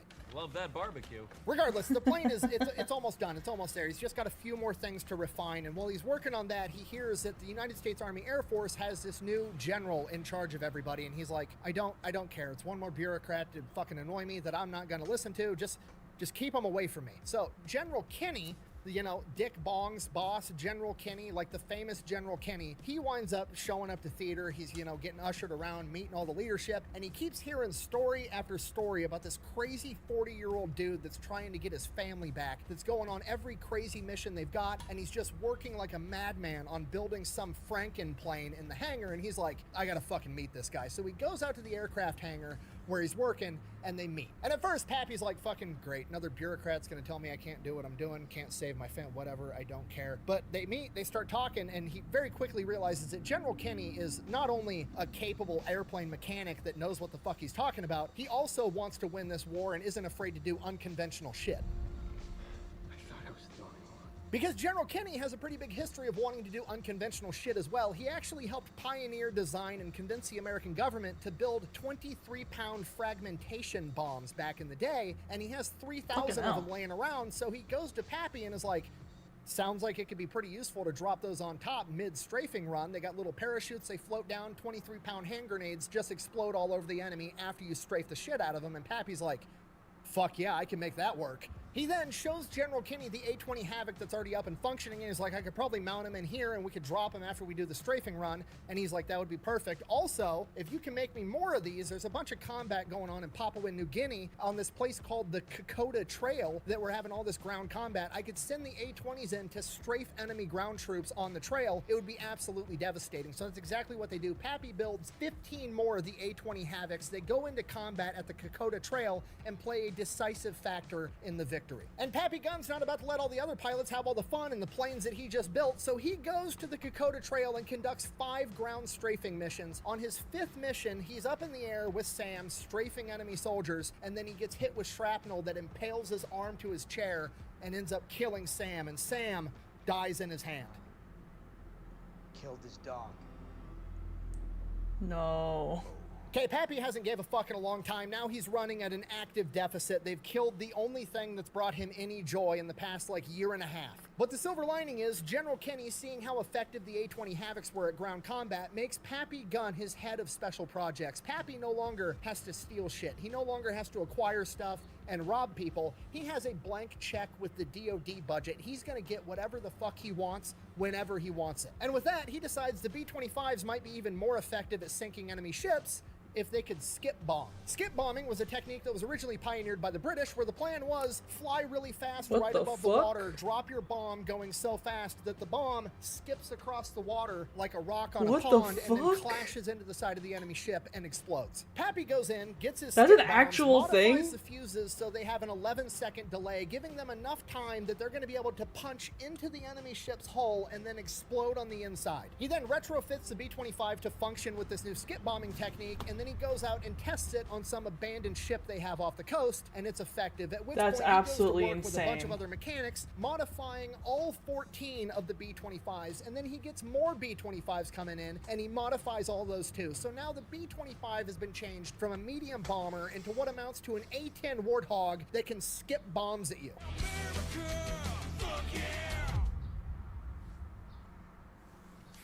Late February 1943, things in the Pacific Theater are, the tide is starting to turn. On the ground, both sides are sucking. It's turning into a war of attrition. Both sides, the American and the Japanese, are struggling to get their guys troops, supplies, and reinforcements. Military intelligence has found out that the Japanese are launching a major reinforcement operation for New Guinea, where they're sending in an entire division of Japanese Marines. They're going to be coming in on 8 troop transports, being escorted by 8 Japanese destroyers. If they can somehow prevent these troops from making it to New Guinea and destroy their ships, America's going to be able to take it over that much faster. If so facto, the war ends sooner. Pappy gets his family back. Pappy is all about it. It's time to throw in the B-25s. All right, so here's the plan. Obviously, these ships are going to have fighter cover from a bunch of Japanese Zeros. We're going to send in America's new badass fighter plane, the P-38 Lightning. They're going to go clear out the Zeros. Then we're going to send in a bunch of B-17 conventional bombers. They're going to drop their bombs from like 10,000 feet up in the air. It's going to be horrifically ineffective.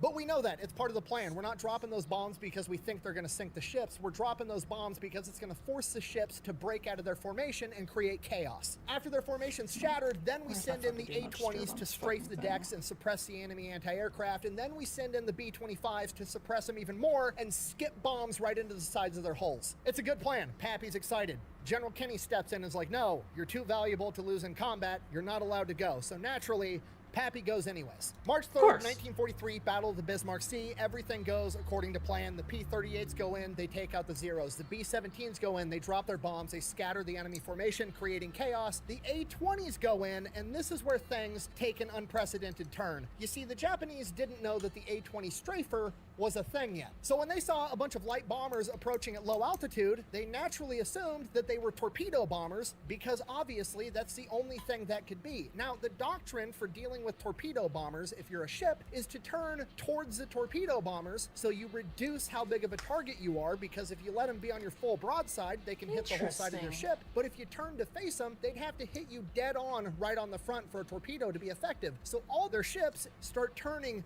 towards the A-20 Havocs, assuming they're torpedo bombers. And what that does is it lines it up so that the A-20 Havocs, instead of strafing width-wise across the deck, are able to strafe the entire deck from bow to stern. I love it when a plan comes together. And those decks are covered in enemy infantry soldiers, by the way, or at least they were. I go, did you ever kill anybody? And he goes, I threw grenades into bunkers. I go, were there people in there? He goes, there were, yeah.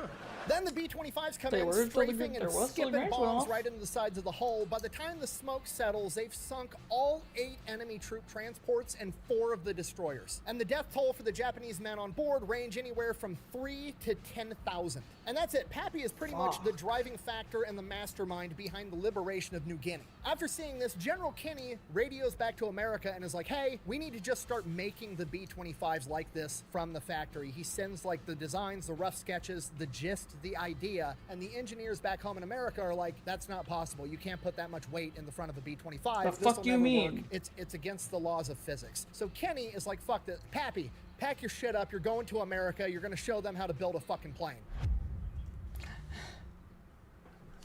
Pappy goes back to America, goes into this boardroom of all these engineers, all these, smart people that know what the fuck is going on, and they explain to him why this would never work, why it's physically impossible, blah, blah, blah, blah, blah. And Pappy's like, it works. I've done it. We did it with like 25 I mean, technically, B-25s the already, Bumblebee's not and supposed we to be able sank to a bunch fly of either, Japanese but it ships. fucking By the way, flies. here's a bunch of pictures because I rigged cameras up to all my B-55s too, so I could yell World Star while I fucking did it.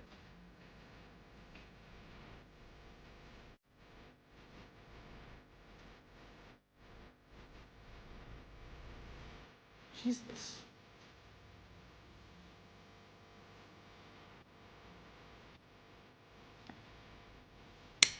Pappy then goes and shows the engineers how he did it, and this becomes an official manufactured model of the B-25, the B-25 Strafer. After that, Pappy heads back to Australia, gotta save his family, gets back to Australia, starts working as a head of special projects for General Kinney again, and then he finds out that the engineers back in America one-upped him. They didn't figure out how to mount 8 50 calibers in the B-25. They figured out how to mount 12 50 calibers in the B-25, and that's gonna be the new standard B-25 Strafer. Okay, they've one-upped him, sure. Is there multiple of them? Yes. Do they have engineering degrees? Yes. Do they have unlimited resources and didn't cobble it together in an aircraft hangar in the middle of a war zone? Yes. But also, Pappy Gun's not gonna let that shit stand. He's gotta one-up them back. Pappy goes back to work in his lab. You know what's cooler than a B-25 with 12 50 caliber machine guns? All right. A B-25 with 4 50 caliber machine guns and a 75 millimeter fucking tank cannon out of a Sherman tank. Yes, he actually does this. Not only does it work, he actually goes out in the testing and sinks multiple enemy ships with a fucking tank cannon he mounted inside of a plane, and then it also becomes an official B-20. How many modifications is this thing going to get? Because holy shit, that's a lot. Design, the B-25G. By August of 1943, Pappy's designs are getting mass-produced in America and sent into combat, and they are playing a pivotal role in ground warfare. They are part of the reason that we were able to win the WEWAC campaign in 1943. But this still doesn't solve the problem. Like, okay, cool, America's winning the war now, but also, I still need to get my wife and kids back, so he starts plotting on how he's gonna get back to the Philippines and rescue his family. By 1944, intelligence says that the Japanese are storing hundreds of Japanese planes in Manila on Dewey Boulevard. Hey, welcome in, Vector. Hope you're doing well today. On a fucking street. Let me load up the B-25 with extra fuel tanks. I will fly straight there. I've got enough for a one-way trip. I will strafe all of these There were planes, at take least out hundreds 8 of different Japanese variations planes. of I'll the either land B-25. or I'll crash land. 8? And I'll figure out how to make it back to Australia. In reality, in the back of his head, he's like, then I'm gonna go rescue my fucking family. But General Kinney steps in and is like, no, absolutely not. You're too valuable. By September of 1944, America's gearing up to re-invade and retake the Philippines, and Pappy's like, let me go in, I'll organize guerrillas, I'll start fighting right now. And General Kinney, again, is like, dude, no, you are more valuable to me than a Japanese general. We're not doing this. You're staying here. Then, as the plans for the invasion of the Philippines get drawn up, they come to the realization that the American aircraft carriers aren't going to be enough to be able to maintain or even compete for air superiority, and they're going to need a landing strip somewhere in the area, preferably in Leyte. Really? Problem? There isn't one. So they're literally, if this plan's gonna work, they're gonna have to send in a forward engineer party that's gonna have to take the beach, get rid of all the Japanese there, and then build a fucking airstrip in a matter of like a day or two if they're gonna have any chance of retaking the Philippines. win this battle. Let's go. It's something that's just, it's not possible. But luckily, they have one guy that can do the impossible, Pappy Gunn. Pappy then hand selects his entire raiding and construction crew, makes an amphibious landing in Leyte, takes the beach, and builds a fucking airstrip big enough for every American heavy bomber to land on in the matter of 3 days. And on the very first of those 3 days, it becomes very apparent that some heavy equipment would be pretty fucking handy, like, I don't know, a bulldozer. So Pappy takes off on his own behind enemy lines and steals a Japanese bulldozer and then uses that to build the airstrip. After they get this airstrip up and running, the Japanese bomb the airstrip and Pappy dives underneath a Jeep and he gets hit with a white phosphorus bomb and he wakes up in the hospital after being in a coma.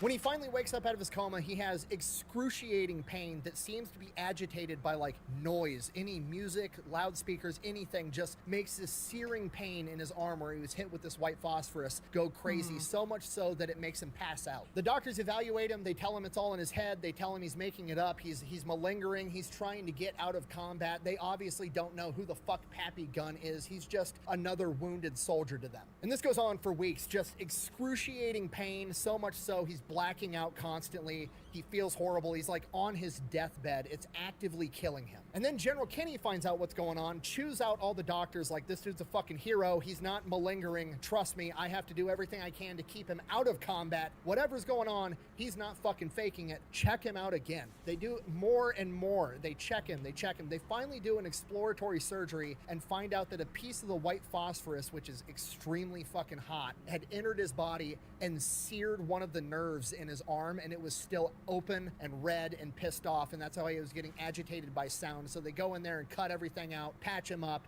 and now he's just in the hospital recovering. And while he's in the hospital recovering, he gets more visitors.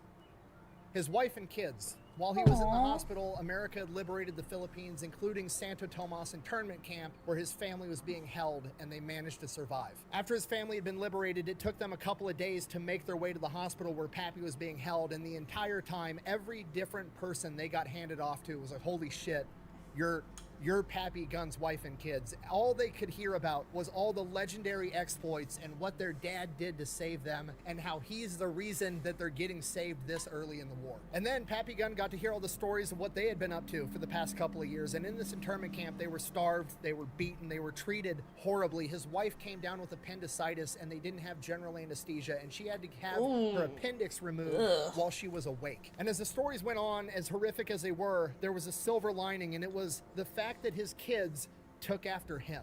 His daughter had a cyst on her spine and had to have surgery, and she was in a full body cast for months. She used that body cast to hide and smuggle intel in and out of the camp to guerrilla fighting groups. Quite literally, some of the intel that was probably used by Pappy to help save them was delivered by them. His sons would break out of the camp at night and go steal food and smuggle it back in to feed their sisters and their mom, themselves, and other people. The entire time, Pappy Gunn was fighting his ass off to get back to his family. They were doing the exact same thing to get back to him, and that is the best ending to one of the best stories I think I've ever told. Thank you for watching. Best way to support the channel is go buy some merch, maybe drink some Echelon. All that's available over at thefatelectrician.com. Quack bang, out. This is one of those stories that I really hope gets made into a movie, but I know that they would ruin it at the same time because that seems too unrealistic. Oh, they 100% would ruin it.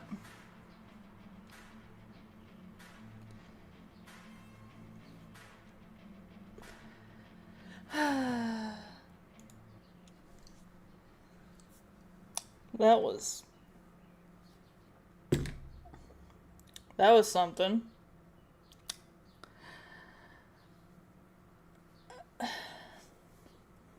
Fucking hell. We need a movie of this directed by him. You know what? I could work with that, but I do not trust anything generally history related to ever come out of fucking Hollywood or whatever. I would not trust any of that shit. Like, I 100%, I would gladly. 13 Hours is accurate. I don't think I'm familiar with that one.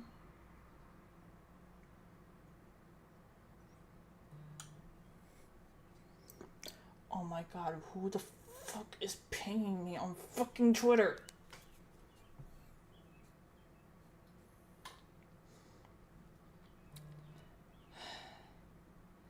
It's about the soldiers in Benghazi. Oh, okay, yeah. I'm not familiar with that one. I'm actually not too familiar about anything involving Benghazi to be, you see, Octavia, so here's the... I'm pretty sure that 90% of my Twitter notifications are coming from someone tagging me in something and someone else commenting in it. And then, rather than going through the work to make sure you don't tag XYZ all people in the fucking thing, they won't untag. So I just keep getting dinged for like every single fucking comment on that post, and it's like, please stop. I beg you. I mean, on one hand, it's like I appreciate it because I like being tagged in things. I like pretty things, but also I would prefer my phone not to be going brr, brr, brr, brr, brr, brr, brr. It's like I had to silence my fucking watch, but I'm still hearing my phone. It's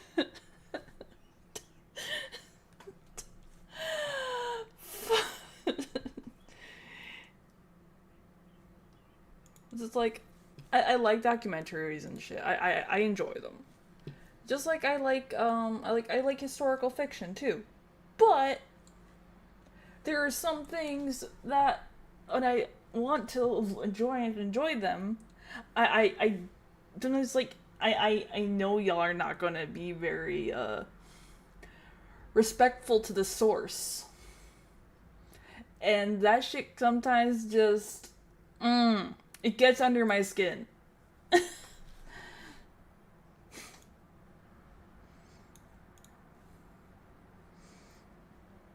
Which it shouldn't, but it does. And that might just be because I like history a lot. I had a great history teacher. Holy shit. I mean, yeah, they can be misleading, but, you know, even though a documentary is less likely to be as misleading as, say, Hollywood trying to make something. Like, yeah, they're not going to be 100% perfect 99%, 99% of the time. There's nothing that's going to be perfect, because, I mean, we find out new information, other information eventually becomes available to the public. So yeah, like, there's nothing that's going to be, like, completely 100% accurate, especially when we don't have records or records being lost over time, and so on and so forth. So yeah, they have to be taken with some salt, but I would trust a documentary before I would trust anything strictly made from Hollywood.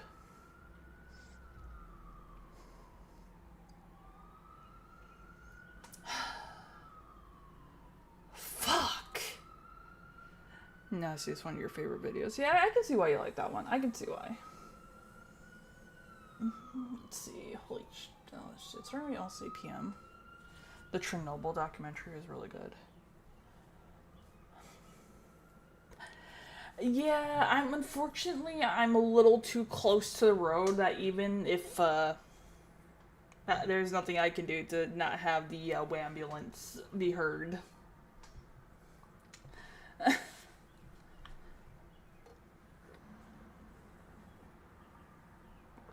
I'm a little too close for that.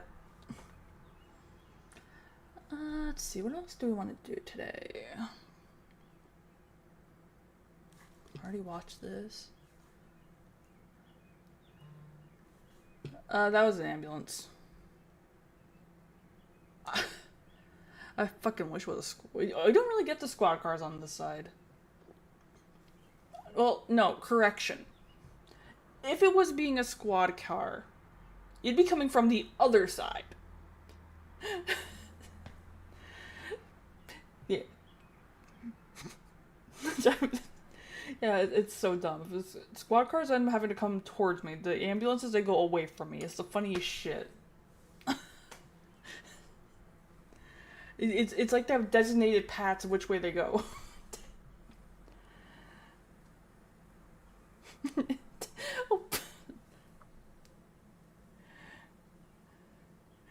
Don't get me started on the train tracks. Don't get me started. I got the train track down there. Got train track on this side. I'm just smack between two of them. Like, they're getting away from them at any capacity. Hey, welcome in, Ragaze. Hope you're doing well. So, yeah, I'm between I got train track, I got road, I got... So, there's no escape. My only silver lining is that generally, I know the times the trains go. I've been good. So so if it's not ambulances, it's fucking squad cars. If not squad cars, it's the fucking trains. But at least the trains, you don't get to hear as clearly as, say, anything else that passes by. Thankfully. A challenge. I can't promise a commit, but I'll hear you out.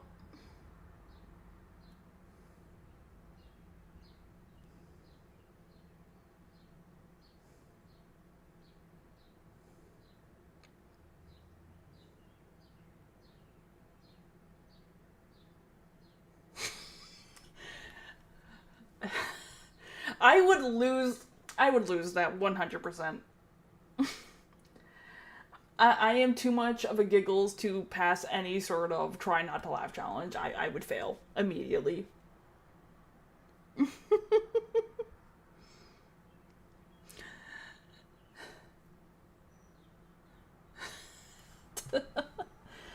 Have I watched the electrician video about Agent Garbo? Yes, I have seen the Agent Garbo video. Chicken Farmer Turned Spy, I'm familiar with that one, yes. So, probably my favorite ones, honestly. I mean, Octavius, I like to give the benefit of the doubt first. Because you never know.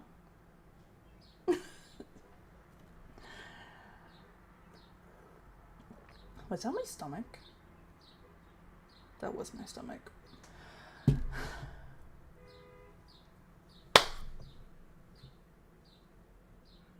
Did that motherfucker just hit a tree? That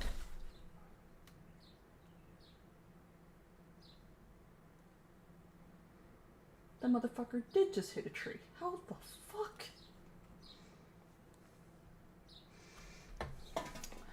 Well, that's today's weird thing of the day done.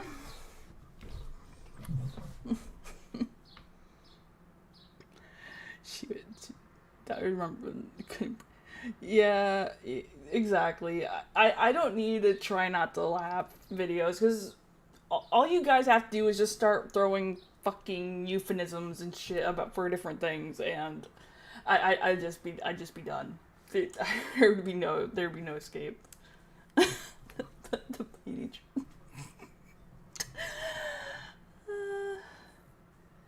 Yeah, and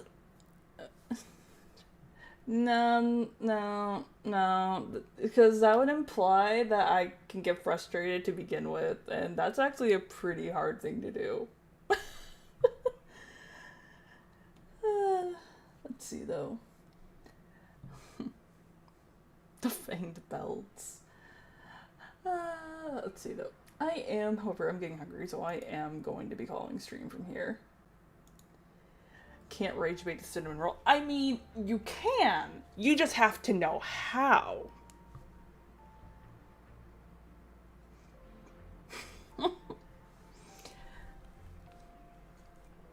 Okay, so I did get that thing re-authenticated. Oh, I know 100% that you know how to. You are probably one of the few who can successfully, consistently rage bait me when you want to. Of course, Zero. Let's see. It's live to hear that. Who's can I raid? You know, oh, thanks for the follow. I mean, you may be a professional hater, but you're a good bean. And I stand by that. for the follow. Hamster giggles. Like, I'm not sure which part you're saying cap to, so.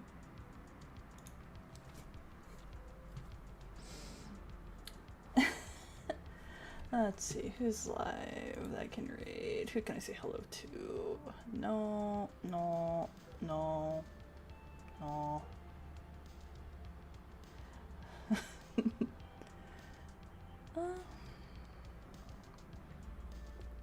You know what? We will read them.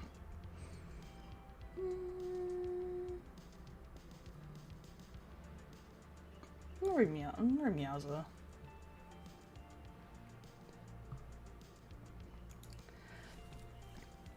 Anyways, I will catch you guys tomorrow, where there will be more Helldivers.